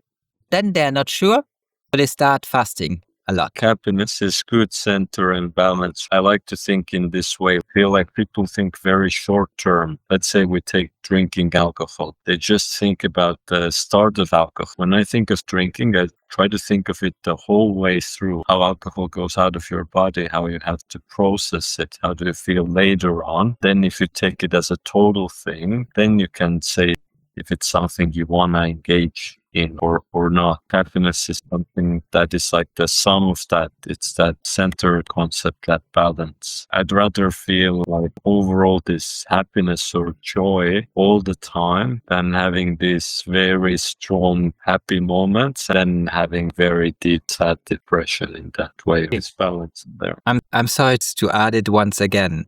It makes me think again about hedonic treadmill. When you get more pleasures, like from alcohol, counterbalance molecules will be created. That will create some pain, put you back to your center. To me, it has a lot to do with that. One question. Since you talk about alcohol and the entire cycle of alcohol going through your body and the effects it has on you, not just the pleasant feeling you can get when you feel a little more sociable, a little more relaxed, a little more open, which can be favorable when you are in society. If it makes you open up and you talk a little more and you laugh a little more, well, those could be qualities you are after. You said I have to think about the entire cycle. What do you do? Do you still drink alcohol? If yes, how much? When? Let me know how you manage it, since you thought about it, not just about the pleasure of the entire cycle. I would add to that cycle, that's rare. There's still an increased chance of all the things that go together with alcohol. There's an increased chance of violence, of a murder, of car accident, all these things. They might not happen to you. You're exposed to all those increased risks as well, or long-term health diseases like liver diseases. It's one of the leading causes of death, part of that even bigger cycle with alcohol. I'm trying to think when I last drank alcohol even. Tough to remember. Sometimes when there's a social gathering, I try to drink like alcohol-free wine or beer. Actually, I drank a super good alcohol-free wine, which was really nice drinking it. Made me feel like something special's going on. Made me feel more sociable. Wine has some fruit sugars in it and fermented grape juice. I don't really see it as part of my cycle or something I need that much. I found that when I'm with people, actually it's not so different. I was worried at first about it, that every time when I'd been to a birthday or something, I drank alcohol or met some new people. Actually, I just tried it a few times without alcohol. If it's a birthday, I feel like everyone's moods are elevated anyway. I still felt like a special way about it. A lot of these things with the drugs is people associate different feelings with those drugs, which are not always with those drugs. There are surely people who drank alcohol alone and are sad and depressed and don't enjoy it at all and so on. A lot of what people enjoy really is just social happy feeling of meeting people. Alcohol, I feel like, is just something that we associate with it. It's like a ritual. That ritual could be something else. I still think there would be these warm, happy feelings without that. You could still dance or sing or talk with people. It would still feel very nice. At least I found that for myself, that once I realized that a lot of the things I thought were coming from alcohol, I actually got those same feelings without that, of just enjoying a good wine without alcohol or enjoying good company without alcohol. I realized it's just pointless real cycle that doesn't give me so much. It's nowadays my attitude towards it is it's something that's cool when you're very young, because then it's something that's new. It's like a new experience. You see how your body reacts to it. That's interesting. Now other people start behaving differently. If they're drunk the first time, they might be in a weird way. all of that's fun and interesting. Once people are not young anymore or get older, I don't feel like alcohol really makes it more alive or interesting. It just, if anything, it just is kind of boring. That's my attitude. It's just a very bad tasting poison.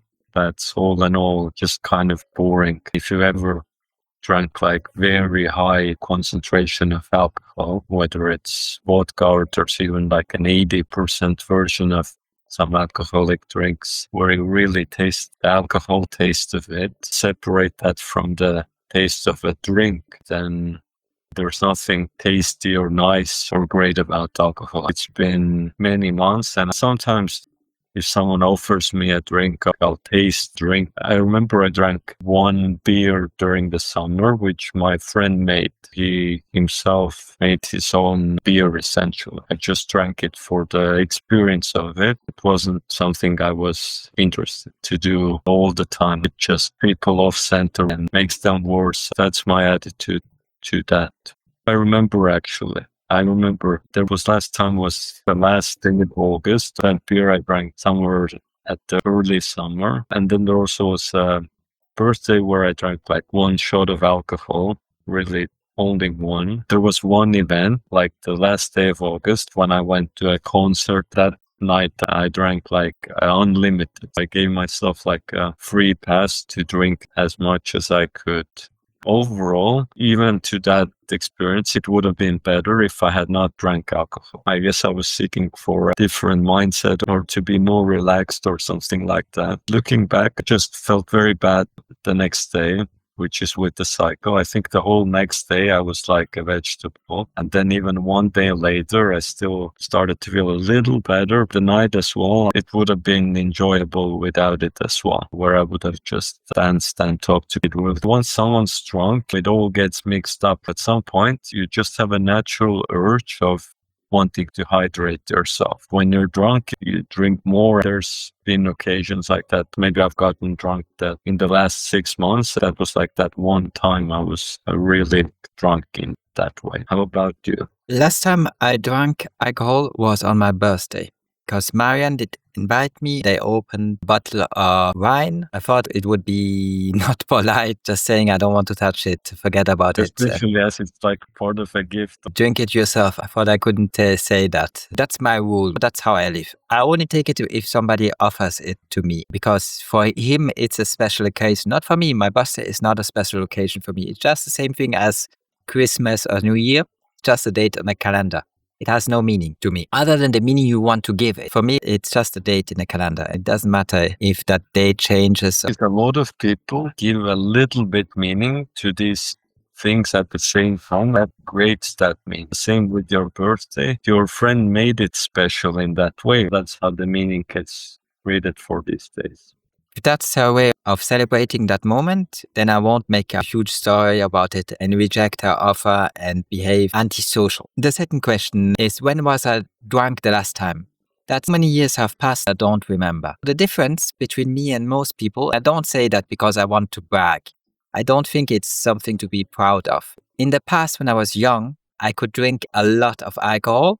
Yes, I did get drunk, but even when I was drunk, I didn't behave really strange. I still behaved normal, even when I was very drunk. Even if the ceiling starts spinning, I still behaved normal. One more thing is the next morning I wake up and I don't feel bad. My body gets rid of it very fast. You have to put that in parentheses. Because now I'm much older, I'm not sure at all that it would be easy for me to get drunk and feel good again fast. I'm not sure that that is possible anymore. The last time I drank alcohol, I realized that it is hard for me to drink 2, 3, or 4 glasses of wine. In the past, it wasn't hard. It gets more difficult to manage it with age. I'm not sure that what was the case when I was young is still the case today. One more thing. Alcohol is from a verb. It says libere. The guy who invented it, it was his name. It's called like this because in French, it means to free. It means it frees your spirit. Actually, to me, it doesn't do that. Or if it does, very slightly, just maybe you loosen up a little, talk a little more. It has very little effect on me. For the taste of alcohol, It all depends what you're drinking. It's not that I'm indifferent to it. For example, I don't mind playing games like you select 10 wine bottles that you like, you put them in glasses, you don't say which one is which. I taste them all and I tell you which one I prefer. And you can do the same and tell me which one you prefer. Then we take a look at what bottle we did select, if it's the same one or not, or why we like more one type of wine or another one, or 1 year or another year of wine. All that has some merit to me. I don't mind drinking whiskey. I don't like a lot beer or champagne. But apart from that, I don't think it's totally meaningless and has no taste. It depends. The alcohol you talked about was very strong alcohol. Probably I wouldn't enjoy it too. The issue is, to me, it is not worth it. Alcohol is taxed a lot. It is really expensive. I don't want to drink it on my own. When there's people around me, then you can make an exception. I do it from time to time. It's just the pleasure I get out of it, for me, is so meaningless that it isn't worth buying the bottle, storing the bottle, opening the bottle, cleaning a wine glass. All that work isn't just worth what I get out of it. For me, it's really easy not to drink. Maybe I will never drink again until my death. Unless I spend some time with friends, they offer it to me again. Unless that happens, I might not even drink again until I die. The effort's big for me. What I get out of it is too low. I'm not interested in it, which is great. I don't crave it. I don't desire it. For me, it's easy to not indulge in it. I would make the comment here that a lot of people enjoy the taste of many of those beverages, the taste of wine or whiskey or all that's very interesting, or how it's made differently, all those different tastes. I like that part. That's one of the main things I like about alcohol. What I meant about alcohol taste, I meant just the taste of the pure alcohol in that drink. That really is always the same, actually. It's just the quantity of how much of that alcohol molecule there is in the drink. Usually what the point of the drink is to hide that taste of alcohol. Most of the cocktails or wines, it's just different ways of packaging that alcohol taste, which people itself don't like. The drinks themselves are very interesting. That's why I've started to appreciate those alcohol-free versions of those drinks. On some festive times, I found it to be a good replacement, a nice way for me to fit in, because if I'm drinking a beer or wine like everyone else, well, who cares so much if it's alcohol-free or not? It comes back to opinion, because we want to fit in. It's a kind of ritual. If everybody raises a glass, everybody drinks the same thing, you share something and you start to fit in. People are very scared of standing out, behaving differently. I wouldn't say I'm too scared of that. I would say it's a habit for me as well. I'm used to certain activities during a birthday or something. It's like an easier way for me to transition than to do something completely different. I get what you mean. I could make a big statement, just something very different. But Diogenes, there was a guy who wanted to become his disciple. He asked Diogenes to become his disciple, can study his philosophy from him. He's the beggar in the streets. Diogenes didn't want any disciples. He couldn't turn him off, because every time he said, I don't want you to be your master or your philosopher, your teacher, I don't want to teach you cynicism. The guy always came back and kept asking him. At the end, he said, okay.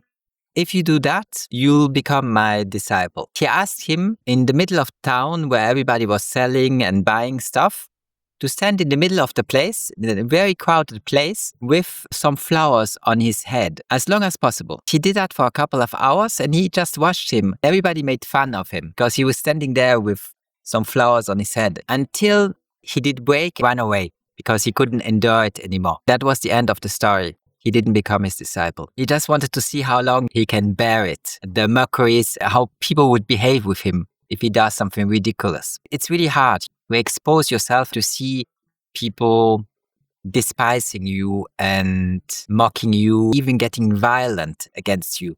There's a moment where you break and you run away. maybe.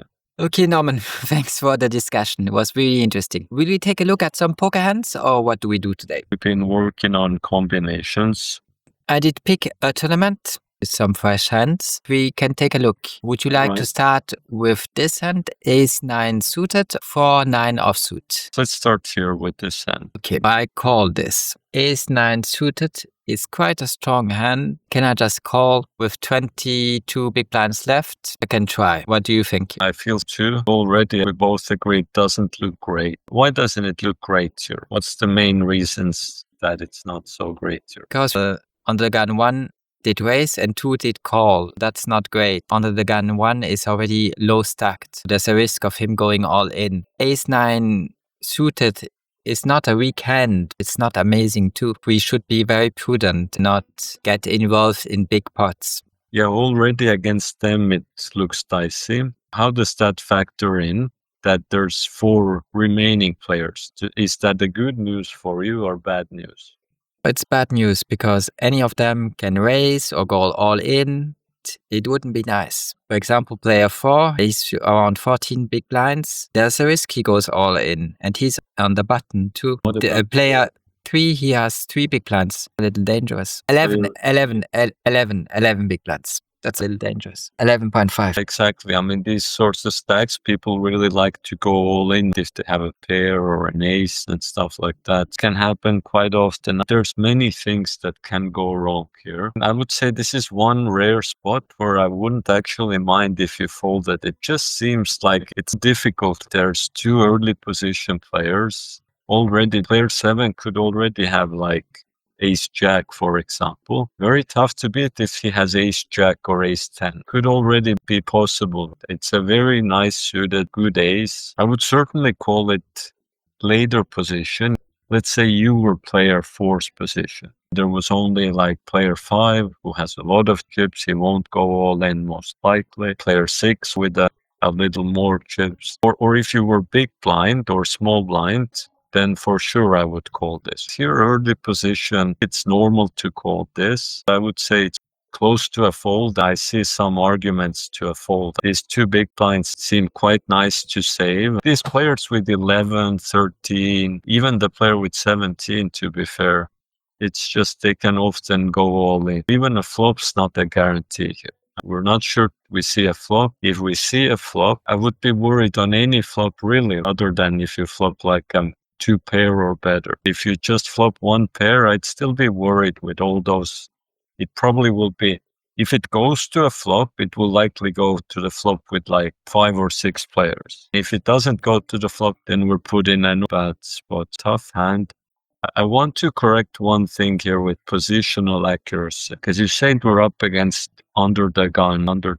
The worry I have with that is the table only has how many players? There's 1 player missing. It's under the gun 2 and is low jack. Yes, I like that more. That's good, because that does matter. In this case, it's only 1 player missing. Let's say there was 1 more missing, then could make a big difference if someone's under the gun 1 or they're already low jack or high jack. That's why I recommend reading the positions the other way around. Always I would start with big blind, small blind, button, then going cutoff. Where you end up first could be high jack, could be low jack, could be under the gun +2. A lot of people don't do it. They just always say first player is under the gun. It's a big difference if there's a 9-player table. There's even 10-player tables. 10-player table under the gun, you have to be way tighter than on this 7-player table under the gun. Okay, good. You did call. I was wrong. It didn't go 5 or 6 ways to the flop, only 4 ways. People have short stacks. I understand why they folded.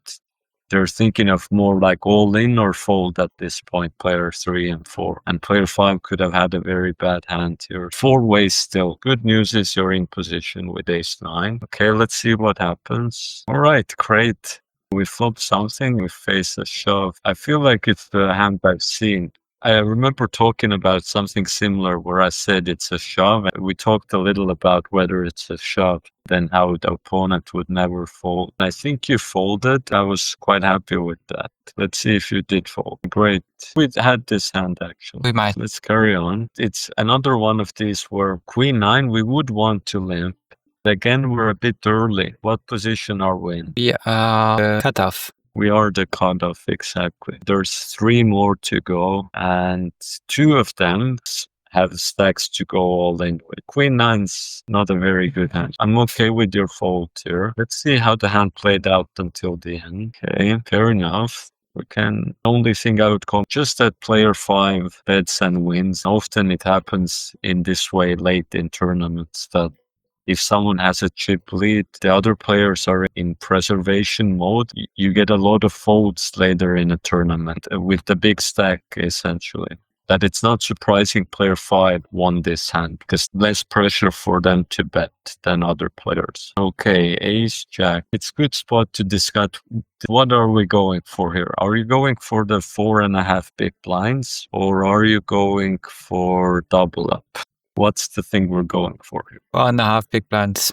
Okay, we go after 4.5 big blinds. Now, it's a bit of a gamble. There's a lot of big blinds, 18 big blinds. One thing that comes to my mind here is how strong do you see limps? You have more experience with this than I do in these games you play. I've seen in some games that people limp quite strong hands like pocket nines or ace queen. If that's the case, then it's way more dangerous to go all in after they'll in. What's your thinking about that in this situation? How worried are you that player 6 or player 8 could call you with a better hand? I want to say it's a 50% chance. Wow, that's a bit scary. Maybe it's less. Maybe it's only 40%. It's hard for me. You could limp pocket 8s and call your all in. Is that like a reasonable thing that could happen? Yeah. That is something we wouldn't really want to get involved in. Actually, you have space to raise to 4 or 5 big blinds. 4.5, 5 big blinds. You still put a lot of pressure on them. You don't risk all of it. It went very nicely here. Everyone folded. It's a big decision because there's 7 players left. If you run into something, then your tournament's over. Where actually with 18 big blinds, you were what? You were like 3rd or 4th in chips. You were quite a decent position. Ace jack is a good hand. I understand that. I'm not mad about this decision. I'm just trying to highlight what makes me worried about this. That it's very committal. It doesn't seem very certain. The reward of 4.5 big blinds is something. It seems a big risk here, essentially. The issue is I don't know how the players played. I have no read on them. If you really want me to know what player 7 does, the only way that I can be more precise is if I look at every hand he played until now and I think about that. If I then manage to get a profile, a way of acting, then maybe I can have a little inclination on if he will fold or all in. Even then, that inclination helps very little because he might be the kind of player who always folds. He has pocket jacks. Will he fold with pocket jacks? I don't think he will. That's the issue with poker. Poker is a hard game. We've talked a little about this, but I'm not so interested about player 7 actually folded here. He was the first to raise, wasn't he? It's 6 and 8. It was 6 and 8 here. Okay, then I messed up. I wanted to say player 6. But player 6, I'm not so interested actually of player 6. I'm more interested of players like player 6. That experience you will just get over a long time in these games. You don't have to know player 6 to know these types of players like player 6 who limp. Obviously, it's a guess. You're right. We could always be wrong. We want to make the best guess. It's a big difference here. Just to make it a bit clearer here. One experience you could have is players only limp crap. They never call all in. If that's your experience, how would that influence the decision whether we should go all in or not go all in? If they only limped crap and never called all in. Then we should go all in 100% of the time. Yeah, we still would have the small blind, big blind, but they have less chips than us, so that's less worrying.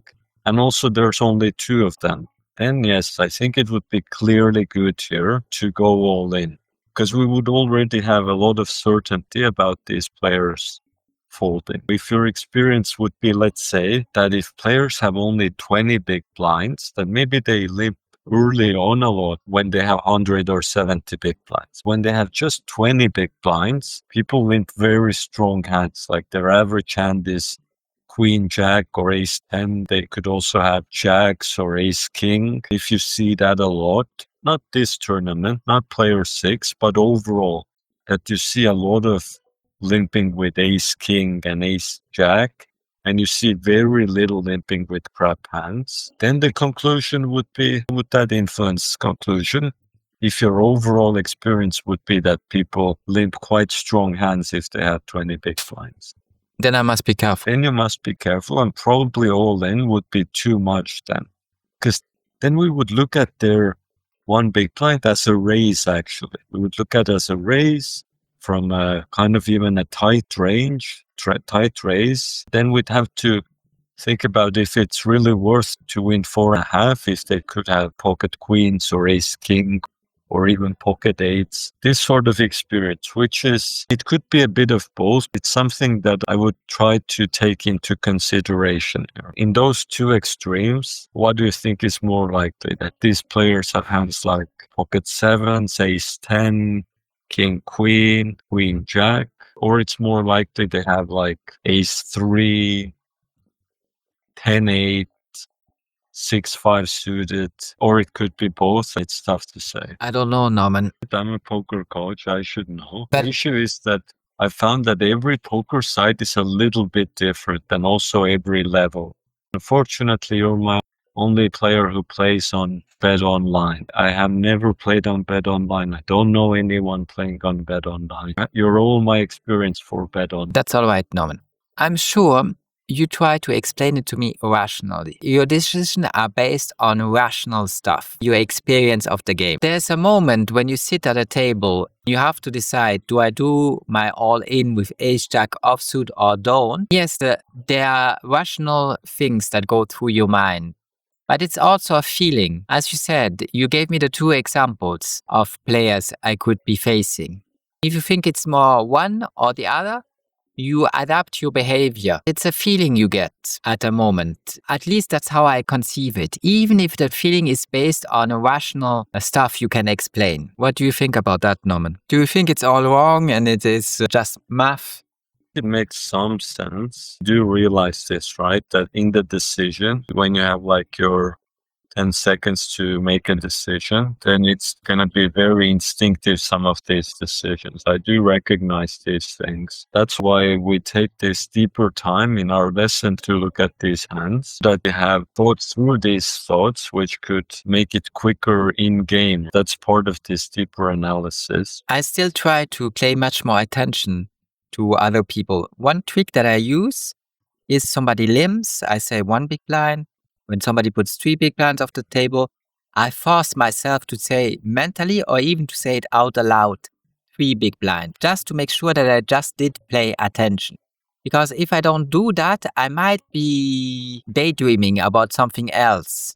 If you ask me, what did the last player do? I say, well, I don't know. That's not very good. I should pay attention. I try to do that. I try to improve, look more at my opponents. We try to work on that for a long time. It's nothing new. I'm sure that if I get better at that, my results will someday improve. For me, there's a feeling. When I take position in the market, it's also a feeling I get. I get a feeling that now this could happen or that could happen. Price could crash or price could increase. Here it might be a good idea to try it again and so on. I get a feeling. Even if I can show you all my indicators, explain to you why I think that my decision is based on objective factors that I can point to, I still get a feeling for the market. Sometimes I'm right and sometimes I'm wrong. I hope that if I do it long enough, I'm more right than wrong. It ends up turning my favor. I still have a feeling. If I really don't get a feeling for it and I have no idea what to do, then it's better just to sit aside and wait until it makes some sense to me. That makes sense. Unfortunately, poker, there's no chance to make a decision later. It does make sense to me, this, what you're describing, that sometimes it feels like you shouldn't do it or you should do something. I will add a little bit of rationality here to it. 5% of hands are better than ace jack. So 5% are hands like jacks, queens, kings, aces, ace queen. Then there's another 5% of hands like tens, nines, pocket threes that are similar strength to ace jack. Although Offsuit ace jack, if someone has tens, that's pretty bad news, or nines even. But roughly something like that. In that sense, 5% small blind has a better hand. 5% big blind has a better hand. With the limp, that's where I wanted to have that discussion. With the limpers, that's where experience can give you sometimes a feeling that way less than 5% the limper has a better hand, or way more, depending on how tight people limp. Yeah, Good. Overall, it's fine, but just to be cautious that if limpers seem to limp very strong hands, then to respect limps more is the big idea.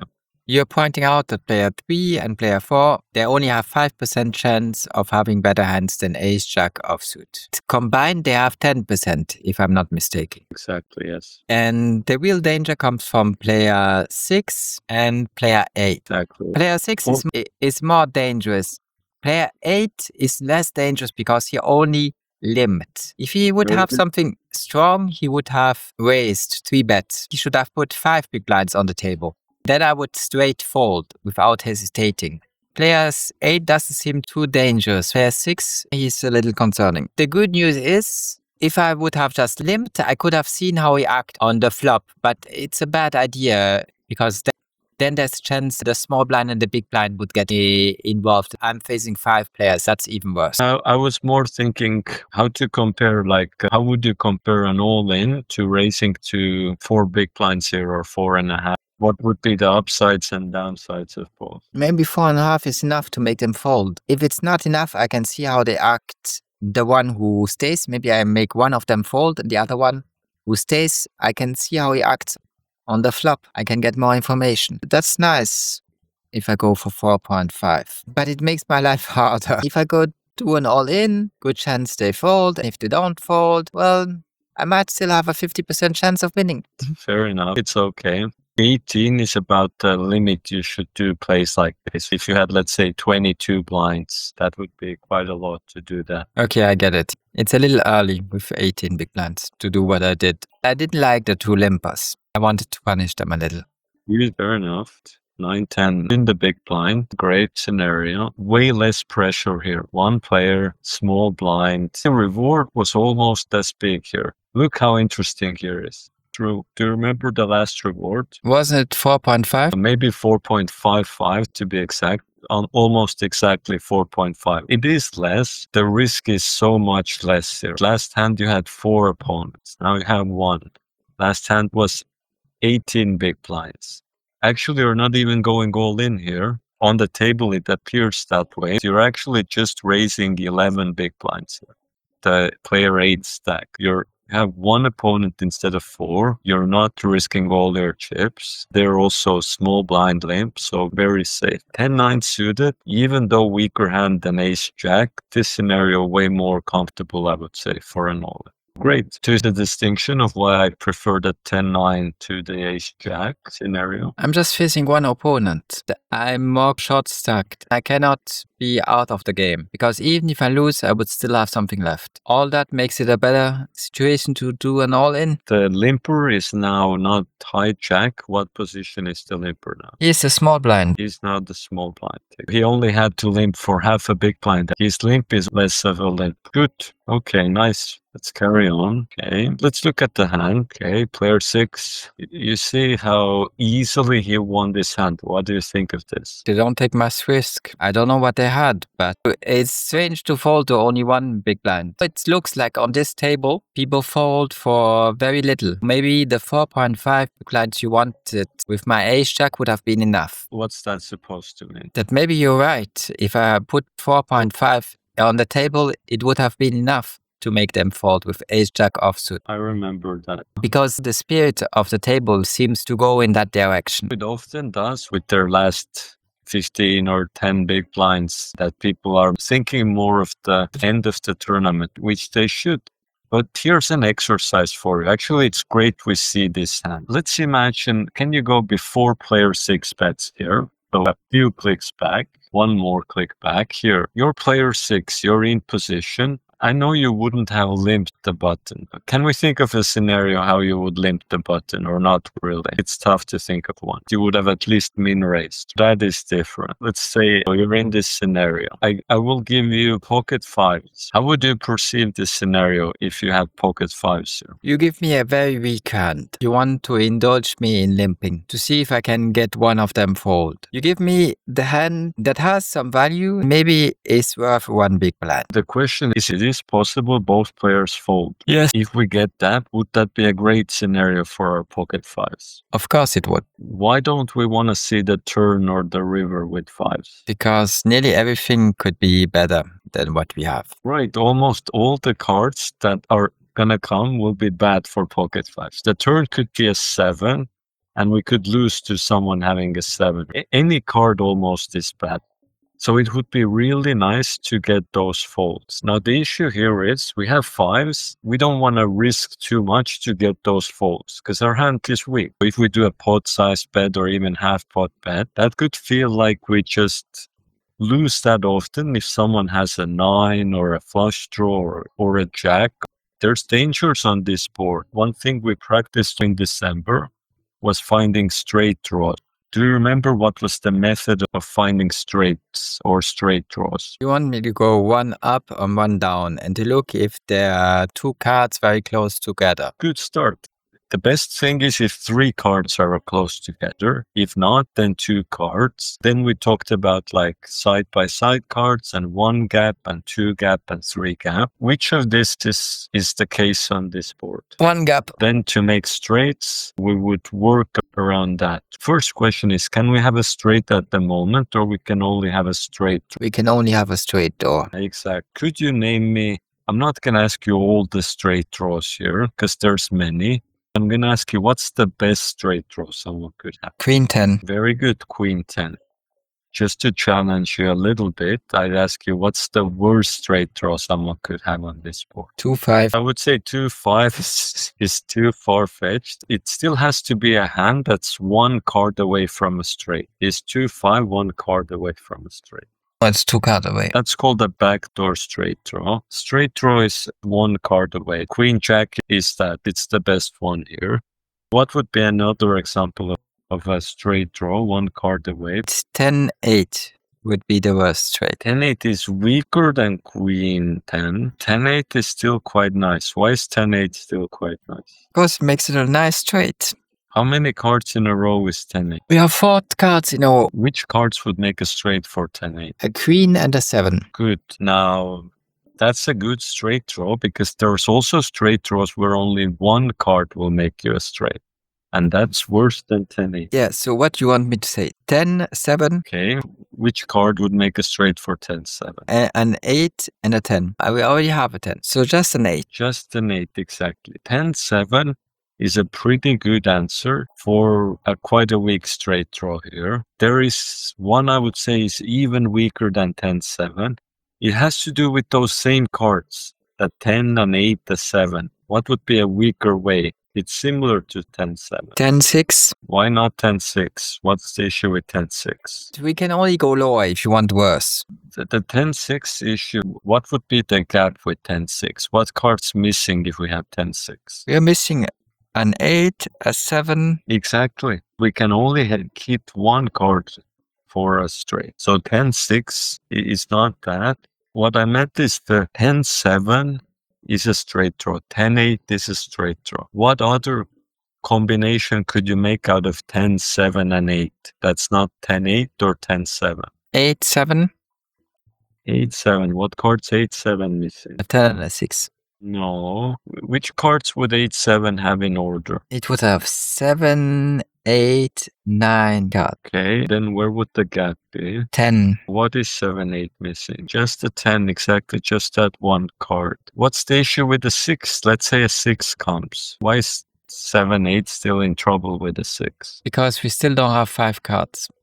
We'd have 4. We have 3 in a row if we have 7-8, but 6 would give us 4 in a row. It would still be missing that another card. 7-8, I would say, is the weakest straight draw here. Do you agree that 7-8 is worse than 10-7? 10-7 is better because a queen would make a very strong flush. But A7 8, 7. Only a 10 will make us a flush. Then the highest card would be Jack. It's less good than a queen. Not exactly. You are also talking as 10-8 here. 10-8 would be helped by a queen. 10-7 not. What was 10-7 helped by? An 8. Only by an 8. An 8-7 was helped by a 10. It's just that 10-7 is a bit higher cards than 7-8. It's better to have a 10 than an 8. It's just that. Okay, that's fine. There's a lot of straight draws here. There's also a flush draw. There's also a jack. There's also a 9. There's so much to worry about if we have pocket fives. It's quite obvious why we don't want to risk too much with fives. One chip is not a big risk. It's still not 0 when you only have 12 or 11 big blinds. Okay, here's the thing. We're in position. What does it mean that we're in position on the flop? What does it mean? You get it wrong. I'm not talking from the button. It's a lot for the small blind and the big blind. That's what I wanted to point out. One big blind. At this stage of the tournament, it is, right? They have just garbage. Why should they try it with one big blind? Very good. We get to something that is quite interesting, which is if we want to make people fold, we should have an idea of what we want them to make fold. Let's say someone says here, let's make a jack fold. How would you like that plan? You're not going to make a jack fold. Exactly. That's the thing. If you want to make stuff fold, it has to be a realistic thing what you can make fold. What's the easiest thing you can make fold? A 4. Even something easier than pocket 2. A nothing hand, the no pair hand. Okay. What is a nothing? Well, there's a lot of examples of that. Ace 10 offsuit a nothing hand? I don't think so. It's not a good hand, but it's not a nothing hand. Maybe go a little lower than ace 10. How about something like Ace 6? I think there's a chance. How about something like king 7? There's also a chance. What about something like queen 5 of hearts? Queen 5 suited. I think there's a chance he folds that. Right. So the question here is, if we go half pot or if we go one big blind, for us, the risk is how much more if we go half pot? It's the double. It's double. Why would we want to risk double? Only if it would give us way more folds. It probably won't give us way more folds. Very good. Because they're too small stacked. They cannot really afford to put one big blind on the table. That's the issue. If they can afford to put one big blind on the table, well, then maybe we shouldn't be playing with our pocket pair. Very good. I hope to see. This is one of the key things in poker when it relates to bet sizing, which is, do you know how much to bet? Sometimes the answer is, it's depending on what the goal is. Let's shift the goal a little bit. No, it might seem just we talking about some probabilities about cards. That might seem quite meaningless. Actually, it is not the case, because the question we try to answer is how much risk we should take in this situation. That's a very important question. Not everybody can answer it. You instinctively, you see how much risk you should take. You saw it instinctively, that's why you propose pocket 5. That with pocket 5, it's a good idea to put one big blind on the table because that's around the value of the hand. It's not 0 because we have one pair, but it's also not good. How much risk you should take in life and when you should take that risk, that's a very important thing. The answer is most of the time you shouldn't take too much risk unless you have good reason for doing it. Perfect. Exactly. There has to be a reason for it. That's why a lot of people, what they struggle with poker or in general with gambling is that they take risks based on hope. They're taking risks based on hoping that it works out. You can't have absolute certainty in poker. At least you'd want some idea. You have like some theory or some principle that you have certainty in, other than just seeing how it goes in that way. I really like your summary. I would say one thing here, which we have talked a little around this topic, is I've mentioned a few times this position aspect. Why do I keep repeating that? What does it matter for us? We have 5s. Where does it matter for us if we're button or small blind? Why does it matter? If we are button, we see what the small blind and the big blind do first. All right. And what sort of things are now way less likely based on what we see? That they raise or go all in, that's less likely because we know what they do. And here they both checked.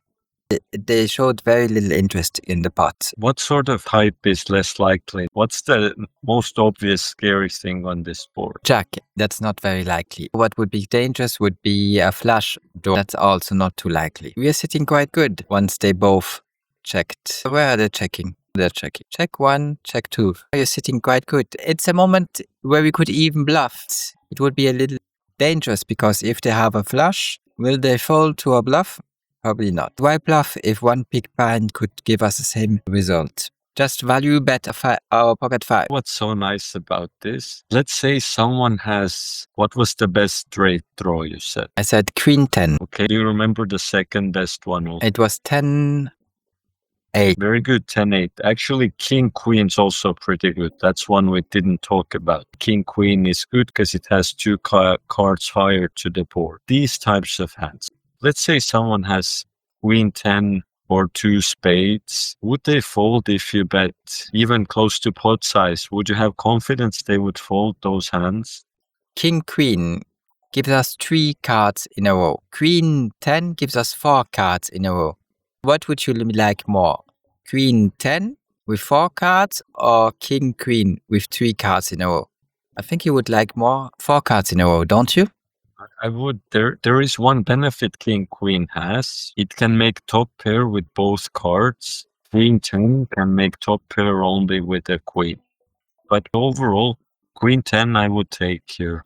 But what I'm trying to point out is if the opponent has queen 10 or 2 spades, even a very big bet might not want them to fold. It might be very tough to make someone fold if they have 2 spades or queen 10. They might be ready to call any bet. I agree with that. In this case, when we bet our 5s, it's not necessarily helpful for us to bet bigger. Because if we bet bigger, they're going to continue with similar hands, even if we bet half pot or 2/3 or pot size. It just makes the pot bigger. The folding doesn't change too much. There's a few things where it might change. Maybe for ace 10, it changes. Ace 10 is one hand you said previously.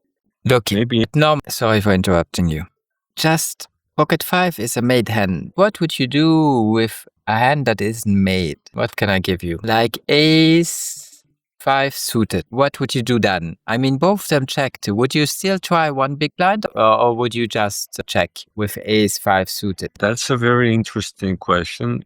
I can give you worse. I can give you an ace 3 if you want. Ace 3 suited. What would you do with that? There's one issue with that hand, which is now you have some of the cards you want the opponent to make fold. What I mean by that is a lot of stuff we want the opponent to fold out is if they have ace 6, ace 7, ace 5, ace 3, ace 2. If we already have that hand, then we want the opponent to have the hand that we have, if that makes some sense. There's 4 aces in the deck. They can still have an ace. It's just, I don't want to have an ace too much here. I think ace is something people play often, and I think ace is something that could fold here if it's a bad ace. That's one thing which I don't like about ace 5 or ace 3. Does that make sense? Is that a way of telling me you would not do it with ace 5 suited? That's a way of telling me why ace 5 is a worse candidate here than 5. I know that's worse. That's the entire point. That's why I give you ace 5 suited. It just looks like a very good place to put one big blind on the table. I get why you do it with pocket 5s, because that's the value of the hand. But here, would you think a bluff is good, ace 5 suited, and do a bluff with it? Or do you think, no, it's not worth trying and just see what comes on the turn? It's funny. We've had this hand where we went all in with ace jack. How much was the reward? You remember the reward? You said it already. It was 4.55. And right now, look at the reward. It is 4.05. In one case, we had to risk all our chips to win that reward. In another case, we'd have to risk just one big blind. Isn't there something musical or beautiful about this? It's very nice that we can get the same with risking much less. What I'm alluding to here, this is a very tempting bluff to do because you're risking so little and the reward is so much. And it has to work. It actually here mathematically only has to work 1 in 5 times. It's easier to bluff if you only have one opponent. Here we still have two opponents. The question is, will both of them fold 1 in 5 times? 1 in 5 times, it's quite infrequent. To really answer your question, it does seem a spot where a lot of bluffing works quite well. The only thing I don't like is the two opponents. I don't like the 2 spades. If I could, I would make 1 spade into something else. You're right. If one opponent, then it would be even safer. It's very meaningful, and I hope to continue these discussions, which I call this targeting. I call it targeting when I teach it. It's also when you're betting, by the way. Let's say it's a whole different discussion. I can switch your 5s into aces here. We have aces. Based on what we just discussed, did it seem like it's a difference what they're folding if we bet half pot or pot size? We talked about that before, that if they have a jack, they'll call a big bet. If they have a straight draw, if they have a flush draw, if they have something, they'll likely call a very big bet also. If we have aces, why do we have to bet only half? We could here target them having a 9, a flush draw, a jack. Already, why hide our aces if it's not necessary? We could just start with very big bet with our aces. That's good. With aces, we can take more risk. Because if they have something they would call, what would they call a 9? If they have a 9, would they call half bet? They would. Would they call pot size? Not sure. What do you think? Great. Exactly. That sort of thinking is very helpful in poker. If you have aces, you want value, you want them to continue. If they have a very bad hand, even one big blind makes them fold. It's not like you can't make them continue if they have nothing. So if we go half pot, then we go one more time half pot. Finally, they make a flush. That would make us lose a big pot. Right. That we create a big pot and then the flush gets there and beats our aces. So in that case, shouldn't we not just go for pot size, make them fold, get the 5.05 big blinds? Very good. It's up for debate. I don't think it's clear in this scenario. I think there's a decent argument for that. Okay. Great. I can choose what I like more. The key detail is, right, the reasoning. I really like how you brought the 9 into play. I would actually very often think like this in game, being like, well, looks like they don't have a jack. If they don't have a jack, I don't want to bet too big. They could have a 9. Then what could 9 call? Okay, I'll bet this amount for a 9. That's actually very nice thinking. What you said here, that just to protect from a flush, at some point, you could bet half pot on the flop and go all in on the turn. That's a good plan here. You get half pot on the flop, you get a 9 to call, you get all the draws to call. If the turn is safe, then on the turn, you could push them to fold and take the pot there. Okay. There's many discussions to be had this way, of really like planning a hand out. That's really what separates good players, is they think about these things. We'll continue working on that in the future. Or already for you is to take away here is to be mindful of these opportunities where one big blind, especially in position, or especially what you said, if you have one opponent, right? To put those small bets out there, they can get a big profit for big blinds for very little risk. It's less likely to work early in a tournament, Because they have so many big blinds. It's very hard to make them fold with one big blind. Exactly, yes. At that point, people are... They need to feel some pressure and be in conservation mode. That only happens when they are below 20 or preferably below 14 big blinds. Then the risk is that he makes an all-in if he has something, which isn't so bad, we just can fold. Exactly, yeah. We have a way out. We leave ourselves an escape route, which is, if you notice something about me, I quite like that if we have a way, even if things go wrong, to fight another hand there. Awesome, Norman. This discussion was really very interesting. Do we stop here?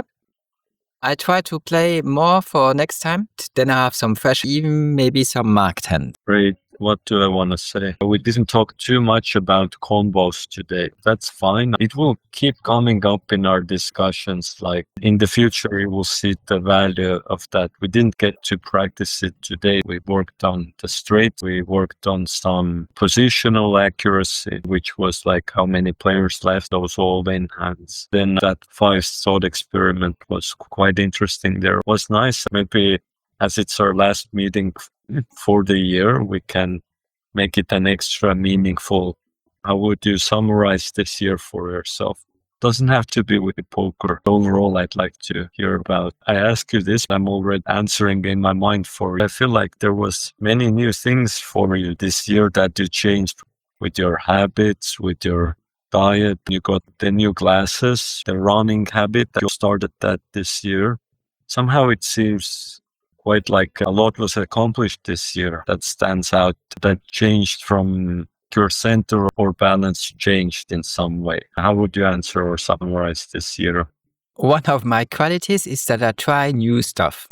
Not every idea is good. Sometimes I just waste money on something that I won't use. Other times I get something out of it. Being early is quite good for some stuff. For example, the markets. You have to keep trying new stuff. For the running you talked about, it's in parentheses because the exoskeleton that I have, I had to send it back twice. The one I used, it's the third one they did send me. And if I go running with it again, I think it will last only 2 months.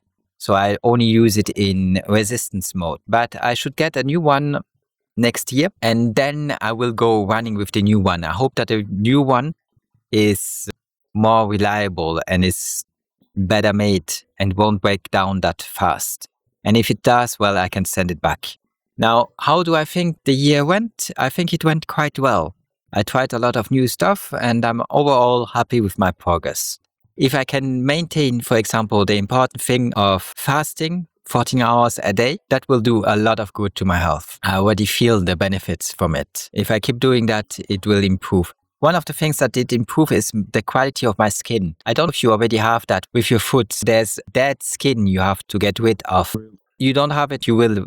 A lot of people get it with age.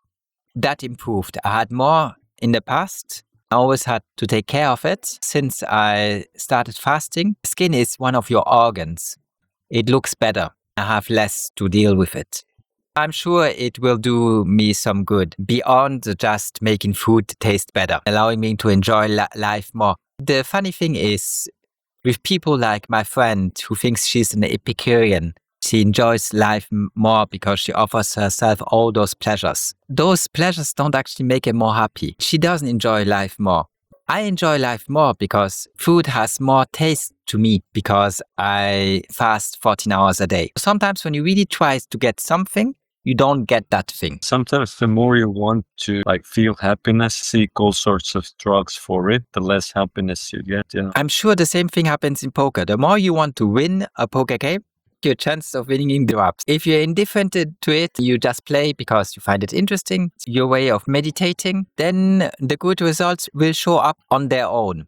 You don't have to chase them. They will just be there. I like that sort of lot. How would you summarize your poker year? I didn't play enough. That's one thing I can say. I'm very happy of how our relationship goes, that I meet you once a week. I make progress. And once I play more, I think we will see those progresses. And then I will be able to go to next level.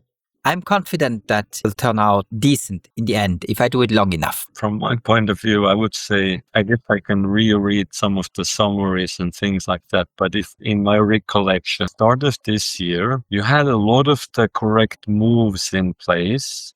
There was way less of understanding why you're doing something. There was way more of just following orders of don't bet out of position, continuation bet, play these ranges. That's normal. Everyone starts like that. Obviously, there's still more to learn.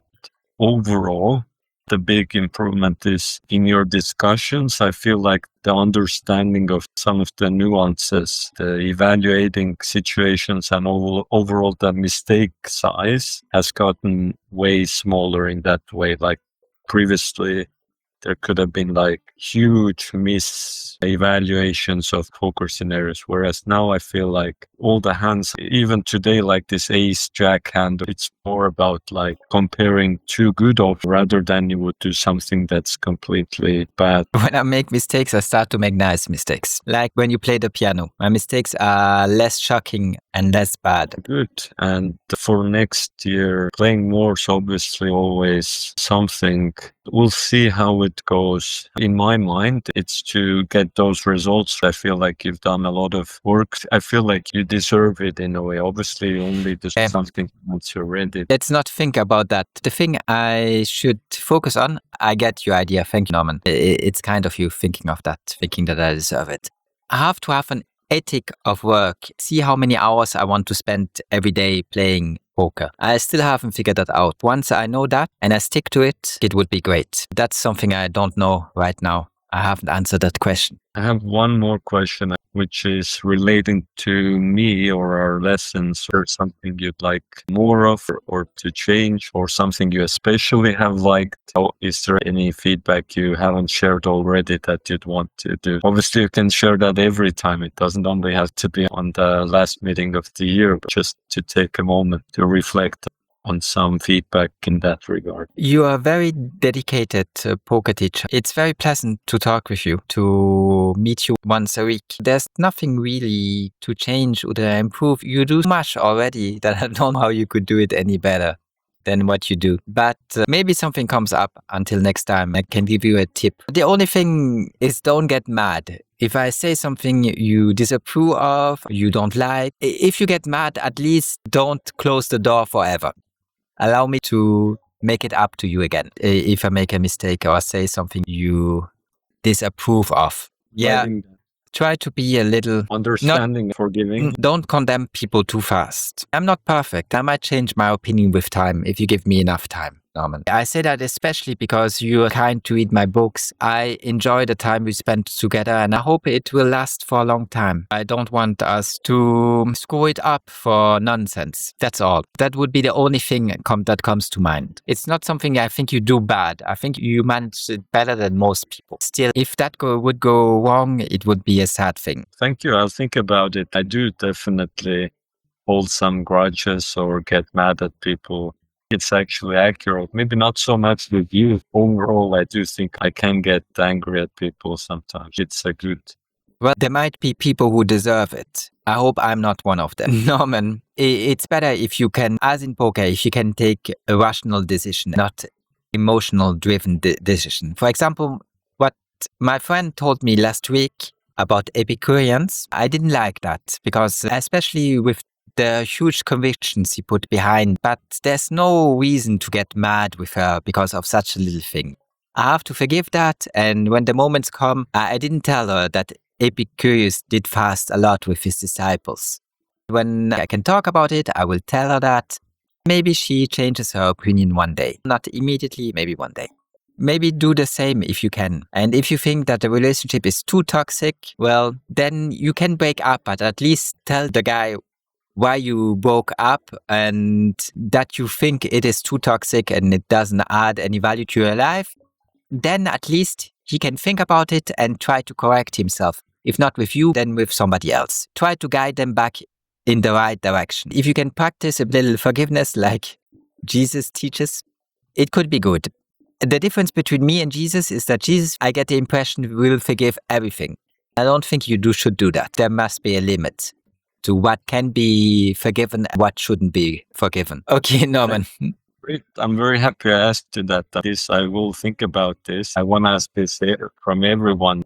That's very good advice. I feel like it connects with me as well. I feel like I should think more about forgiveness. I feel like I have some relationships in my life which are actually more valuable than to holding grudges or being mad about something that happened. I mean, we all make mistakes, and I think it's more valuable to forgive and to move on in many cases, not in all cases, but in many cases. And also with the lessons, I'll do my best. I feel like overall, it's often how my overall mood is. I find if I'm well rested, if I'm happy, if life is good, then I feel like I'm more patient and a better teacher. But if I'm more stressed, then that's where I get more angry. One part of the answer is to be mindful of it. The second is just overall to be quite happy with how things are. It would be great if it was my natural center to be a forgiving, not too mad of a person. We'll see. That's all I have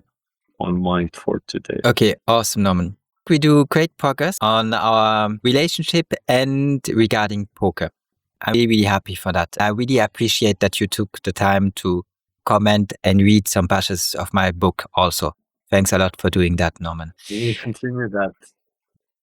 Great, I'm looking forward to it. I have a little bad news for you, unfortunately, is I have to make some transaction. I don't have enough money to make the donation I'm planning to do for you. It will be possible once the banks open again next year and all the things gets updated. Then we'll see how we do it. We talk again about it. Thanks a lot for everything you have done this year. It was really awesome to work with you. I'm happy that we can keep on doing it next year. I wish you the best. See you in 1 week. Bye-bye.